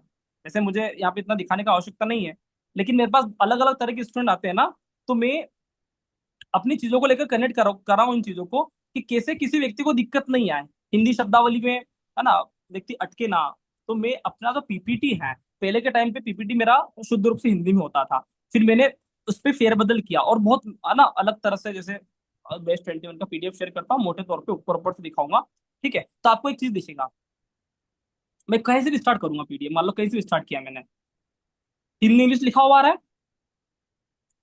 हिंदी इंग्लिश लिखा हुआ यस आ रहा है। सर, किसी भी यस जगह आप सर। जाओगे तो आप अनुभव करोगे कि हिंदी इंग्लिश के साथ मेरा पूरा का पूरा स्टाइल चलता है। एक भी व्यक्ति को दिक्कत नहीं आता कि भैया ये कोर्स करेंगे तो हमारा स्थिति क्या होगा। अरे आपको नहीं आता, मैं आपको इतना मेहनत किया हूँ इन चीजों को लेकर, और बहुत सी बार क्लास में बीच बीच में इंग्लिश का भी ट्रांसलेट कर लेता हूँ साथ साथ, आप कनेक्ट कर पाओ। एक भी चीजें ऐसी नहीं है जो हिंदी इंग्लिश से जुड़ हो, चीजें कनेक्ट कर पा रहे हो। तो मैं अपने पढ़ाने की शैली बता रहा हूँ कि इस तरह से चीजों को बनाया गया, इस तरह से चीजों को मेंटेन किया गया कि भैया भारत छोड़ो, बाहर का भी व्यक्ति आता है तो आजकल तो यूट्यूब वाला ऑटो डब का ऑप्शन दे देता है। ठीक है, तो आप, है ना, सुन तो किसी भाषा में सुन सकते हो, और पीपीटी जब दोनों भाषा में लिखा हुआ होगा, मुझे लगता है किसी भी तरह के व्यक्ति को दिक्कत नहीं है। पीडीएफ में हिंदी और इंग्लिश दोनों में देता हूँ, कहाँ समस्या। मैं मेरी तरफ से अपने स्टूडेंट के लिए पूरा का पूरा सिस्टम सेट किया हूँ, कोई भी दिक्कत नहीं आता है। ठीक है, कोर्स कंटेंट आज शेयर करूंगा ही नहीं मैं, है ना, मैं थक गया। है ना, आप लोग कनेक्ट करना चाहे कर सकते हैं, है ना। तो मेरे लिए आज की सेशन में इतना ही है। अगर कोई व्यक्ति, हाँ अभी, रेमेडीज रेमेडीज जाने अनजाने हम लोग कर रहे थे हाँ भाई, जाने अनजाने करे चले जा रहे हैं, लेकिन उसका जो बेसिक्स था, ग्राउंड जो था, वो आज क्लियर हुआ कि वही कह रहा छलनी से देखे ही चले जा रहे हैं। 40 साल हो गया साहब शादी के, 40 साल से छलनी से देख रहे हैं। देखो एक चीज मैं समझता हूँ, मैं आपको क्लास जी। में भी बोला हूँ, अभी फिर बोलता हूँ, एक भी सेशन ऐसा नहीं हुआ कि मैंने आपको पढ़ाया, इसमें सत्य है, मैं जो भी बोलूंगा सत्य बोलूंगा। ना ना। एक भी सेशन ऐसा नहीं होता कि मैं पढ़ाता हूँ। मुझे इतना विश्वास है कि ज्योतिष आप मुझसे ज्यादा जानते हो, जीवन को आपने मुझसे ज्यादा देखा है। वेद ऐसा बोलते हैं कि ज्योतिष वेदानाम चक्षु, वेदों के नेत्र ज्योतिष होता है। मैं तो आपको सिर्फ दिखाने आया हूँ, पढ़ाने तो आया ही नहीं हूँ, मैं तो आपको सिर्फ दिखाने आया हूँ। आप इतना कुछ जानते हो, है ना, मैं आपको रोशनी, सिर्फ रोशनी आपके पास है, सिर्फ दृष्टि देना है कि अरे सर वो देखो चिड़िया दिख रही है, आप बोले नहीं दिख रहा, अरे देखो दिख रही है, बोले हाँ हाँ दिख रही है, देखो नीले कलर वाली दिख रही है, बोले मुझे नहीं, अरे देखो मेरी दृष्टि से है। सिर्फ मैं आपको दृष्टि देने आया हूँ, आपका अनुभव मुझसे ज्यादा है, आपका उम्र मुझसे ज्यादा है, आपका ज्योतिष में काम मुझसे ज्यादा है। और मैं, मुझे विश्वास है कि मेरा स्टूडेंट बहुत खुश रहता है, क्योंकि ज्योतिष उसके भीतर से प्रकट होता है, उसको याद करने का विषय नहीं। और मैं आपसे प्रॉमिस करता हूँ, आप रामायण ज्योतिष में आओगे ना, आपको ग्रह याद करने पड़ेंगे, ना राशि याद करनी पड़ेगी, ना भाव याद करने पड़ेंगे, ना नक्षत्र याद करने पड़ेंगे। और करना पड़ा, आप ये वीडियो क्लिप मुझे दिखाना कि राहुल सर करना पड़ रहा है, एक भी चीज याद नहीं करना पड़ेगा। आज किए हो तो आपको सारे ग्रह कनेक्ट हो गए हैं, क्यों क्यों मंगल का ठीक है। रामायण ज्योतिष में इतना ही है, आज के लिए इतना ही है। अब हमारा डेमो नहीं होगा, 17 अक्टूबर से क्लास चालू है। जिन्होंने भी पेमेंट किया है, मैंने उनको पेड ग्रुप पे जोड़ दिया है, नहीं जुड़ पाए तो मुझे आज फोन करना, क्लास के बाद मैं निश्चित रूप में आपको जोड़ूंगा। ठीक है, तो बहुत बहुत धन्यवाद। दीपांकर सर आप आ गए हो, कुछ कहना चाहते थे पहले आप? हाँ, ये एक बार हैंड रेस करो तो मैं आपको यहाँ से करूँ अनम्यूट। हाँ हाँ, अनम्यूट करिए दीपांकर सर। हाँ, हेलो। आप तो युवा व्यक्ति दिख रहे हैं, मेरे से भी कम उम्र के दिख रहे हैं। सर सुन पा रहे क्या सर? हाँ सुन रहा हूँ मैं। सर वैसे कोर्स तो मैंने ज्वाइन कर लिया है, और मुझे लगता हाँ है कि मेरा जो फाइंडिंग था टीचर्स को ढूंढने के लिए, जो भी मुझे चाहिए था, हाँ, अभी लग रहा है कि मिल गया है मुझे। मुझे गुरु मिल गया है जिससे मैं मेरा जर्नी स्टार्ट कर सकता हूँ आपका आपका उम्र तो मुझे कम ही लग पढ़ाने। रहा है, कितने साल के हो? सर 40। 40 है यार, मतलब मेरे से हाँ। 10 साल बड़े हो, 10 साल छोटी दिख रहे हो। गजब उम्र मेंटेनेंस। चोर व्यक्ति हो, है ना, कृष्ण भगवान जैसे व्यक्ति हो। क्या, ठीक मेरे है, ख्याल से मर्क्यूरी मर्क्यूरी का कुछ होगा प्रभाव। वाह, बहुत अच्छा लगा, क्या बात है। हाँ। कोई कह सकता है दीपांकर सर 40 साल के हैं? रेनू मैडम से पूछता हूँ, रेनू मैडम दीपांकर सर 40 साल के लग रहा है आपको? अनम्यूट करके नहीं बताओ एक सर, बार। नहीं बिल्कुल लग नहीं रहा है सर ना? लग रहे, बीस बिल्कुल नहीं लग रहा सर। 20-25 साल के कॉलेज के स्टूडेंट लग रहे हैं आप तो। कॉलेज जाओ और पढ़ी बड़ी करो, टीचर पूछेगा ही नहीं आपसे कि भैया 40 साल के हो गया, है ना। तो जी जी। चंद्रमा बहुत अच्छा होता है जिन लोगों का, उन लोगों का उम्र काफी कम दिखता है और काफी अट्रैक्टिव दिखते हैं, छोटे दिखते हैं। ठीक है, हाँ, ठीक है दीपांकर सर, मैं आपको ग्रुप में जोड़ दिया हूँ ना? हाँ सर। हाँ सर। ओके सर, मिलते हैं क्लास में। सर एक हाँ छोटा रेनू सा मैडम, क्वेश्चन। हाँ बोलिए सर बोलिए। एक छोटा सा क्वेश्चन। हाँ क्वेश्चन ये था सर, जिसका 7th हाउस में प्रॉब्लम है, सपोज उसके हाँ मतलब शादी को लेकर प्रॉब्लम है, चार्ट में हाँ ऑलरेडी बन चुका है, तो अब तो चाहे वो लड़की हो या लड़का, जो हाँ जिससे भी वो शादी करने की कोशिश करेगी, हाँ या किसी भी लड़के को, या मतलब जितनी बार भी कोशिश करने की कोशिश करेगी, है ना, तो चाहे वो लड़का कितने बार भी बदलाए, उसका फ्यूचर या डेस्टिनी शादी को लेके वही रहेगा क्या? नहीं नहीं, ऐसा नहीं है। प्रथम विवाह सप्तम भाव से, हाँ, द्वितीय सपोज विवाह सपोज मैं नवम फर्स्ट भाव से, आफ्टर मैं डेथ बोल ऑफ रहा हूँ कि हस्बैंड। सपोज हाँ सपोज वो फर्स्ट प्रथम विवाह की बात कर रहे हैं हम लोग, हाँ जी जी। तो वो चाहे जितना भी कोशिश कर दे, हाँ उसके चार्ट में जो रिफ्लेक्ट कर रहा है, क्या हाँ, वही उसका डेस्टिनी है फर्स्ट विवाह के लिए? देखो पहली चीज तो है कि ग्रह अपने परिणाम देंगे निश्चित तौर पे, ये तो तय हो गया है। ठीक है, एक बात तो स्पष्ट है कि आपको अपने, क्योंकि हम दशानन रावण थोड़ी है कि शनि को किडनैप करके बैठा लेंगे, बोलो बैठो यहाँ पे, मैंने है ना, कुछ ऐसे तो मैं है नहीं हम। तो ग्रह अपना परिणाम देगा।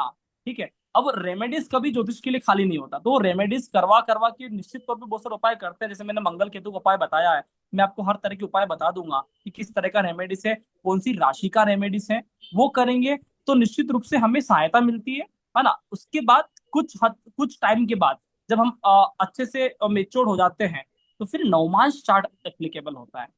ठीक है, ओके तो फिर सप्तम भाव फिर नवमांश में देखा जाना चाहिए आफ्टर रेमेडीज। तो वहां से फिर आपको ओके रिजल्ट उसका बोलते हैं ना कि भैया हमने कोई उपाय किया, क्या उसका रिजल्ट भी सप्तम भाव बताएगा? नहीं नहीं नहीं। नवमांश का सप्तम भाव उसके रिजल्ट का नया भाव है। चीजें क्लियर क्लियर हो रहा है? ओके। ये बात पारस्परिक है। हाँ हाँ। ठीक है, ओके, तो बाय डिफॉल्ट उसको वही रिजल्ट मिलना है जो चार्ट में लिखा हुआ है, बाय डिफॉल्ट? बाय डिफॉल्ट वो मिलता है। इसलिए बोलते हैं ऋषि मुनि कि अगर आपका भाग्य बलवान हो, भाग्य बलवान का मतलब क्या होता है? अगर आपके पास एक योग्य गुरु आ जाए। नवम भाव को बोलते हैं काल पुरुष कुंडली से धनु राशि, धनु राशि का लॉर्ड होता है गुरु। भाग्य बलवान का इतना सा मतलब है कि आपके पास सच में ये एक योग्य गुरु व्यक्ति आ जाए, तो आपका जीत निश्चित हो जाता है। अर्जुन के पास क्या था? एक योग्य गुरु था। अर्जुन तो बोले कि मैं दादाजी में शस्त्र नहीं उठा सकता, नहीं नहीं नहीं नहीं नहीं नहीं। कृष्ण पूरा फिल्टर कर दिया माइंड, ब्रेन वॉश करने की जितनी कला कृष्ण के पास, किसी के पास कला है? पूरा माइंड फिल्टर कर दिया, और अर्जुन को कहां से कहां बना। वरना कर्ण को भी बड़ा बनाया जा सकता था, ठीक है, लेकिन बड़ा अर्जुन को बना दिया। तो जिसके पास योग्य गुरु होता है, तो फिर आप क्या क्या नहीं कर सकते हैं। फिर हर तरह की चीजें हमारे जीवन में निश्चित रूप से सुधारात्मक व्यवहार में आती है। और शायद यही कारण था कि भारत गुरु प्रधान देश था, और इसी कारण भारत में 7 7 जन्मों तक के रिश्ते निभाने की प्रॉमिस किया जाता था, कि हम इतने कमिटेड हैं कि एक जन्म छोड़िए, हम 7वां जन्म भी लेंगे ना, तब भी आपके साथ ही संबंध स्थापित करेंगे। अब ये हमारे गुरुओं का ताकत रहा।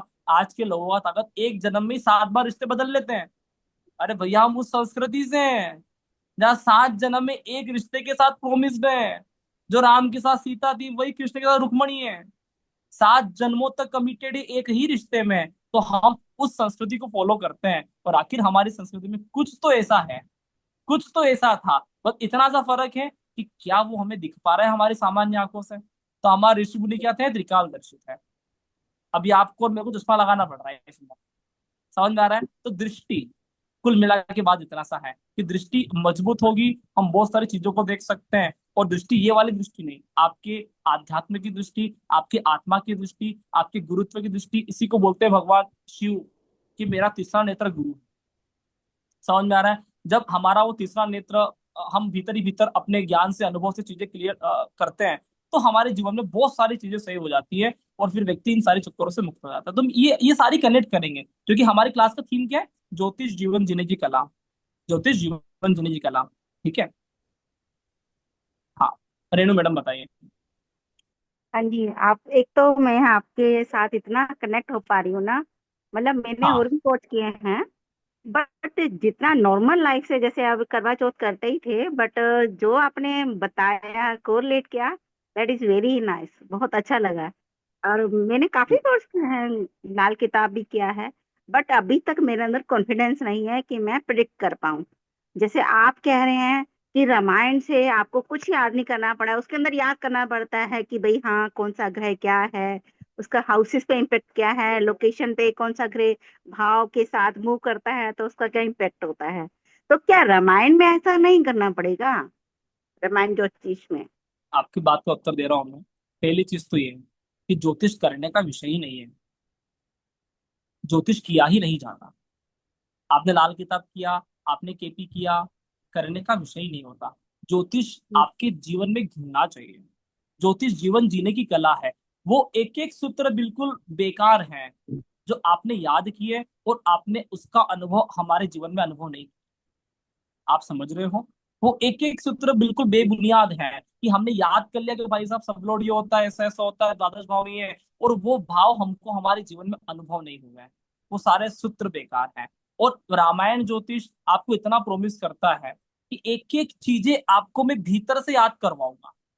मतलब मैं नहीं बोलूंगा, आप बोलोगे कि राहुल सर यही सत्य है। आज वाली क्लास में आप बोल रहे हो ना कि यही सत्य है। निश्चित रूप से मुझे किसी वेद का सहारा लेने की भी आवश्यकता नहीं है। अहम ब्रह्मास्मि वाला फील आएगा कि हम ही ब्रह्म है। ऐसा फील जब आने लग जाए तो मानना चाहिए कि हम सच में अब एक गुरुत्व वाली शैली में आए हैं। और हमको अहम ब्रह्मास्मि वाला फील ना है। मैं सच में बताऊं, जब मैं ज्योतिष पढ़ाता हूँ तो मैं यही समझता हूँ अपने आप में कि मैं अहम ब्रह्मास्मि, है ना। सारे भृगु ऋषि, पाराशर, जितने भी वेद ग्रंथ, सारे लोग मेरे भीतर आ गए। मैं यही मानकर पढ़ाता हूँ क्योंकि मुझे इतना विश्वास है कि मेरा एक एक बात ब्रह्मवाक्य, इतना मेरे अंदर विश्वास है। और इसमें ऊपर की मुझे लिपापोती का आवश्यकता ही नहीं है। मुझे पता है कि मैं जो भी सूत्र बोल रहा हूँ वो बिल्कुल बुनियादी आधार पर स्थिर है। और उसका लॉजिक लगाने के लिए मेरे पास एक आधार है जिसका नाम है रामायण। कि मैं रामायण से आधार बिठा लेता हूँ, फिर मेरा हर चीज का मंडन हो जाता है कि मैं अपनी जगह सही हूँ और मुझे रोकने वाला कोई नहीं है। तो एक आधार होना चाहिए। तो रामायण हमारे लिए एक ऐसा आधार है कि मान लो मैं मिथुन राशि की बात करूं, है ना, तो मैंने रामायण के माध्यम से अलग अलग ग्रहों के कांडों के माध्यम से, है ना, तो रामायण काल के माध्यम से मैंने इन चीजों को अपना रखा है कि भाई मिथुन राशि को रावण की राशि बोलते हैं, वृश्चिक राशि को पाताल लोक की राशि बोलते हैं, जो आई रावण वहां पे ले गया था। तो मैं कनेक्ट कर लेता हूँ कि क्या ये राशि इससे कनेक्ट हो रहा है। फिर मेरा एक एक बात ब्रह्म वाक्य। लोग बोले कि अष्टम भाव से देखा जाता है, अब मैं विश्वास नहीं करता। अब मैं रामायण देखता हूँ क्योंकि रामायण तो बिल्कुल विश्वास नहीं है। अब मैं रामायण देखता हूँ कि हनुमान जी जब राम जी और हनुमान लक्ष्मण भैया को ढूंढने गए थे पाताल लोक में, तो हनुमान जी को कौन कौन मिला, तो वहां पे एक उनको पुत्र मिल गया, मकर ध्वज। तो मैंने विश्वास किया, हाँ, अष्टम भाव में ऐसे सीक्रेट रहस्य मिलेंगे जो आपको पता भी नहीं है लेकिन आपने पूर्वजन्म में खा, है ना। तो मैं पूरा कॉन्फिडेंस हूँ। इसलिए हमें उन चीजों को लेकर विश्वास, मैं एक भी ग्रंथों को फॉलो नहीं करता, सच बात यह है। इसलिए फॉलो नहीं करता क्योंकि फॉलो करने का आवश्यकता ही नहीं है। मैं अपने भीतर देखता हूँ और वो ग्रंथ में मुझे सच मिलता है, तो मेरे को ग्रंथ फॉलो करने का आवश्यकता नहीं पड़ता। मुझे ऐसा लगता है कि ग्रंथ मेरे भीतर ही प्राकट्य हो रहा है। इसीलिए ज्योतिष शास्त्र में मेरे आज 8 साल हो गया, एक सिंगल बार किताब खोल के मैं नहीं बैठा जब पढ़ाने आया। कुछ आवश्यकता ही नहीं था। क्या करूं? जब मैं रिसर्च करता था ज्योतिष शास्त्र में, तो पहले रिसर्च करता था, आज से 2016 की बात बता रहा हूँ, और मुझे मेरे गुरुदेव से पूछता था, सर मुझे लगता है कि योग कारक ग्रह में इस तरह की बातें हुई और राहु स्पेशल यहाँ होना चाहिए, ऐसा वैसा। और वो बातें, उसके बाद मैंने पाराशरी किताब पढ़ा और मालूम पड़ा कि वो बातें वहीं सही थी। मतलब हमारा हमारा आत्मा अपना आप में बहुत बड़ा ग्रंथ है। हम अपने आप में बहुत बड़े ग्रंथ हैं। और ज्योतिष आपके भीतर से जिस दिन प्रकट होगा, आप विश्वास करोगे कि सच में क्या एक भी किताब पढ़ने की आवश्यकता था। आपके अंदर किताब है, आप बहुत बड़े राइटर हो, आपके अंदर बहुत बड़ा ग्रंथ है, ठीक है। और वो ग्रंथ से आपका ग्रंथ वेरिफिकेशन होना चाहिए, ठीक है। किताबों से आप कनेक्ट करो, वो सही रास्ता नहीं है। बाहर से भीतर की चीजें कनेक्ट करो, कभी सही रास्ता है क्या? बाहर से भीतर के अंदर चलोगे वो सही रास्ता नहीं है। भीतर से बाहर की ओर चलोगे वही सही रास्ता है। ये बात ध्यान अंतर रखना। मन से जो ये आ जाए, मूल है। अंतर मन हाँ, से जो ये आ जाए। सोर्स है। बिल्कुल। आज समझो कि मुझे भगवान ढूंढना है, फॉर एग्जाम्पल, इन चीजों को, सारी चीजों को छोड़ो और अलग तरह से कनेक्ट करो कि मुझे भगवान ढूंढना है। मैं महाकाल ज्योतिर्लिंग में रोज पूजा करूंगा, काशी विश्वनाथ जाऊंगा, क्या बाहर से भीतर की तरफ भगवान मेरे अंदर आ जाएंगे? सोचना नो। पड़ेगा कि नहीं। ये हम बात जानते हैं। लेकिन अब मैं जब अपने अंदर ध्यान करूंगा और जब भीतर मेरे अंदर भगवान आ जाएंगे, तो मेरे को हर जगह महाकाल काशी विश्वनाथ स्वयं मिल जाएंगे। ये बिल्कुल शास्त्र सम्मत बात है। इसलिए बोलता हूँ कि मैं वेद का विरोधी नहीं हूँ, मैं ग्रंथ का विरोधी नहीं हूँ, लेकिन मैं ये चाहता हूँ कि आप बाहर से लेकर अंदर तक ग्रंथ उतार रहे हो। आपने 4 सिद्धियां सीख लिया और आपको लग गया कि हमको ये चीजें आता है। बाहर से भीतर उतारने की विषय नहीं है, भीतर से बाहर डालने का विषय है। समझ में आ रहा है कि नहीं आ रहा है? और जिस दिन इतना से ही काम है कि आत्मा और परमात्मा में यही फर्क होता है कि हमें बाहर जो दिखता है हम भीतर उसको महसूस करने की कोशिश करते हैं कि नहीं, भगवान इस्कॉन मंदिर है, बांके बिहारी का मंदिर है, या भगवान श्री कृष्ण के दर्शन कर लिए, मतलब आज हमारा दिन सार्थक। क्या इससे सार्थक हो जाएगा? नहीं, मेरी दृष्टि में नहीं। ठीक है, भीतर से बाहर के दर्शन होना चाहिए कि आपके हृदय में कृष्ण बस जाए और आप जहां देखो वही मंदिर हो जाए। चीजें क्लियर हो रहा है? ये चीजें हमें समझना है। और मैं समझता हूँ कि ज्योतिष छोटे मोटों का काम नहीं है। सामान्य आदमी बोले कि भैया राह चलता आदमी हमको ज्योतिष सीख लेना, ना ना, मेरे को लगता है, ऐसा फील आता है कि ज्योतिष वो नहीं है कि जो आप सामान्य चीज सीख लो। ज्योतिष वो है जो आपके भीतर की आत्मा को टच करे, आत्मा तक टच करे। गुरु किसको टच करता है? सूर्य को। ऐसा विज्ञान बोलता है, मैं नहीं बोलता, विज्ञान ऐसा बोलता है कि अगर बृहस्पति थोड़ा सा और बड़ा होता अपने साइज में, सबसे भारी ग्रह बृहस्पति है, बृहस्पति थोड़ा और बड़ा होता तो हमको आसमान में दो दो सूर्य दिखाई देते। ये बृहस्पति का हो रहा है। ऐसा विज्ञान बोलता है कि अगर सौर मंडल में सूर्य भी नष्ट हो जाएगा, बावजूद बृहस्पति अपना मंडल बना लेगा, तो गुरु ग्रह फिर भी नाश नहीं होगा। क्योंकि बृहस्पति इतना भारी है और उसके इतने उपग्रह हैं कि अगर सूर्य तक नाश हो जाता है, बावजूद गुरु नाश नहीं होता। और यही भारत के लोग बोले कि गुरु ब्रह्मा गुरु विष्णु गुरु देव महेश्वरा, गुरु साक्षात परम ब्रह्म तस्मै श्री गुरुवे नमः। अगर ये सृष्टि का नाश भी हो जाए, सूर्य का भी ग्रहण लग जाए, लेकिन गुरु जुपिटर कभी भी ग्रहण नहीं लग सकता। इस बात का अनुभव करिए, ये चीज ज्योतिष है। इसी बात को लेकर हमारे सनातन संस्कृति ने फिर हवन चालू किए। और आपको पता है हवन में मंडल बनाते हैं, हवन में मंडल बनाते हैं। और ये मंडल किस लिए बनाते हैं? ये मंडल वही बताते हैं कि एक दिन अगर आत्मा भी नष्ट हो गया, सूर्य भी नष्ट हो गया, फिर भी गुरुत्व नष्ट नहीं होता। इतनी ज्यादा मान्यता गुरु का है। और इसलिए भारत के लोग गुरु को पूछते हैं। गुरु मिले हैं, सीधा चरण छुए हैं। ऐसा नहीं कि हाय हेलो सर कैसे हैं, हग वग कर लिया, क्या कर रहे हो, कितना व्यवहारिक काम कर रहे हो। गुरु मिले, सिर्फ अश्रु होना चाहिए। 12th हाउस मतलब आंसू होगा। गुरु की स्वराशि आती है ना, अश्रु हो, आपकी आंखें झुकी हुई हो और चरणों पे आपका ध्यान जाना चाहिए, तब जाके ज्ञान प्राप्ति का भी योग बनता है। ज्योतिष क्या ऐसा वैसा खेल है? ज्योतिष सच में उस लेवल की बात है कि हमारे जीवन का मुख्य उद्देश्य क्या है? पैसा कमाना, दुबई में सेटल होना, 10-15 करोड़ रुपए आपने कमा लिए तो लाइफ सेटल हो जाएगा, या सब चला जाएगा? 2 मिनट का खेल है ना, ब्रेक लगा, आत्मा का सांस का सब चला जाना है। तो मेन लक्ष्य क्या है? What is main motive? हमारे जीवन का मुख्य लक्ष्य क्या है? आत्मा को परमात्मा, स्वयं को स्वयं से मिलाने के अलावा कोई भी काम नहीं है। तो ऐसा बोलते हैं ज्योतिष शास्त्र में। सूर्य और गुरु की मैं बता रहा हूँ। सूर्य को बोलते हैं आत्मा और गुरु को बोलते हैं परमात्मा। क्यों बोलते हैं? सूर्य 12 राशि में परिवर्तन करता है एक साल के अंदर, सूर्य इज इक्वल टू 12, और गुरु 12 साल में एक ब्रह्म का चक्कर लगाता है। तो गुरु और सूर्य इज इक्वल टू 1। इसी इसी गुरु के कारण भारत में कुंभ मेले का आयोजन होता है प्रत्येक 12 वर्ष। समझ में आ रहा है? तो आत्मा का लक्ष्य इसलिए नहीं है कि भैया मेला करें तो हमने 4 सेल्फी ले लिया और फोटो अपलोड कर लिया और हम अच्छे आदमी बन गए और हमने गंगा स्नान कर लिया, अब हमारा मोक्ष हो जाएगा। ना ना, 3 चक्करों में हो, किसी अव्यवहारिक बात कर रहे हो। आपको गुरुत्व साधना पड़ेगा। और गुरुत्व का मतलब ये है कि सूर्य का भी नंबर 12, गुरु का भी नंबर 12। और आपको आश्चर्य नहीं होता, हिंदू सनातन संस्कृति में आफ्टर डेथ 12 दिन का कार्यक्रम होता है। कहाँ पकड़ लोगे? समझ में नहीं आता कि हम कहीं ना कहीं आत्मा और परमात्मा के मिलन के अलावा कुछ भी काम करने नहीं आए हैं। इसलिए मैं ये समझता हूँ कि ज्योतिष शिक्षा का मूल आधार है। और आपको जब भी मौका मिल जाए ये छोड़िए। इसलिए धन मांगने का भी इच्छा नहीं होता, पता है, बड़ा लगता है, खैर भौतिक जीवन में मांगना पड़ता है, लेकिन मैं बहुत कंफर्टेबल फील नहीं करता। सच में आपको लगता है समय है, सच में आपको लगता है करना चाहिए, सारी चीज छोड़िए ना। आपको अच्छा लगे दीजिए, क्या फर्क पड़ता है। इतना हम विश्वास करते हैं कि हमारे पास जो हमारा कर्म होगा लौट के आएगा। आपको निश्चित तौर पे करना चाहिए। ऐसा ज्ञान घर बैठे आएगा नहीं मिलता है, क्योंकि ज्योतिष मेरा शोध का विषय है। मैं रामायण ज्योतिष पे ग्रंथ लिख रहा हूँ। आने वाले टाइम पे रामायण ज्योतिष काव्य में श्रृंखला के साथ गाया जाएगा, है ना। तो पूरी रामायण उसमें कनेक्टेड रहेगी, 7 कांड। तो बहुत अद्भुत कुछ आपको रिसर्च मिलेगा।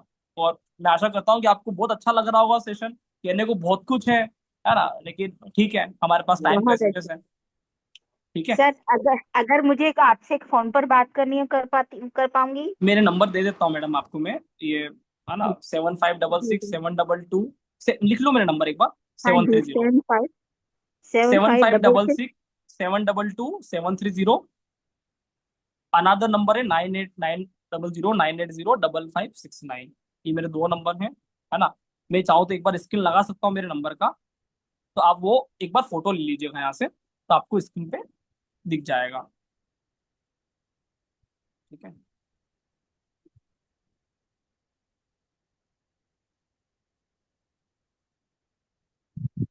आप बहुत अच्छा पढ़ा रहे हैं सर।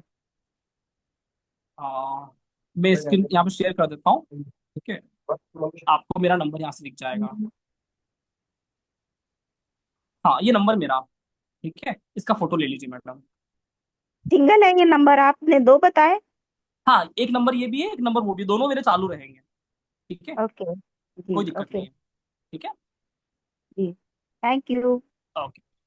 तो निश्चित रूप से आप मुझे संपर्क कर सकते हो, फोन लगा सकते हो। फिलहाल आज के लिए इतना ही। और आप सभी को दीपावली की अग्रिम शुभकामनाएं। क्या पता हम नहीं मिलेंगे वापस से, तो आप सभी को बहुत अच्छे से सेलिब्रेट करें और गिफ्ट का ध्यान रखें, कैसे क्या गिफ्ट देना है। आपका दिन शुभ हो, आपने इतना हमें समय दिया 2 घंटे बैठ के, उसके लिए बहुत बहुत धन्यवाद। नमस्कार। जय जय श्री राम। नमस्कार नमस्कार।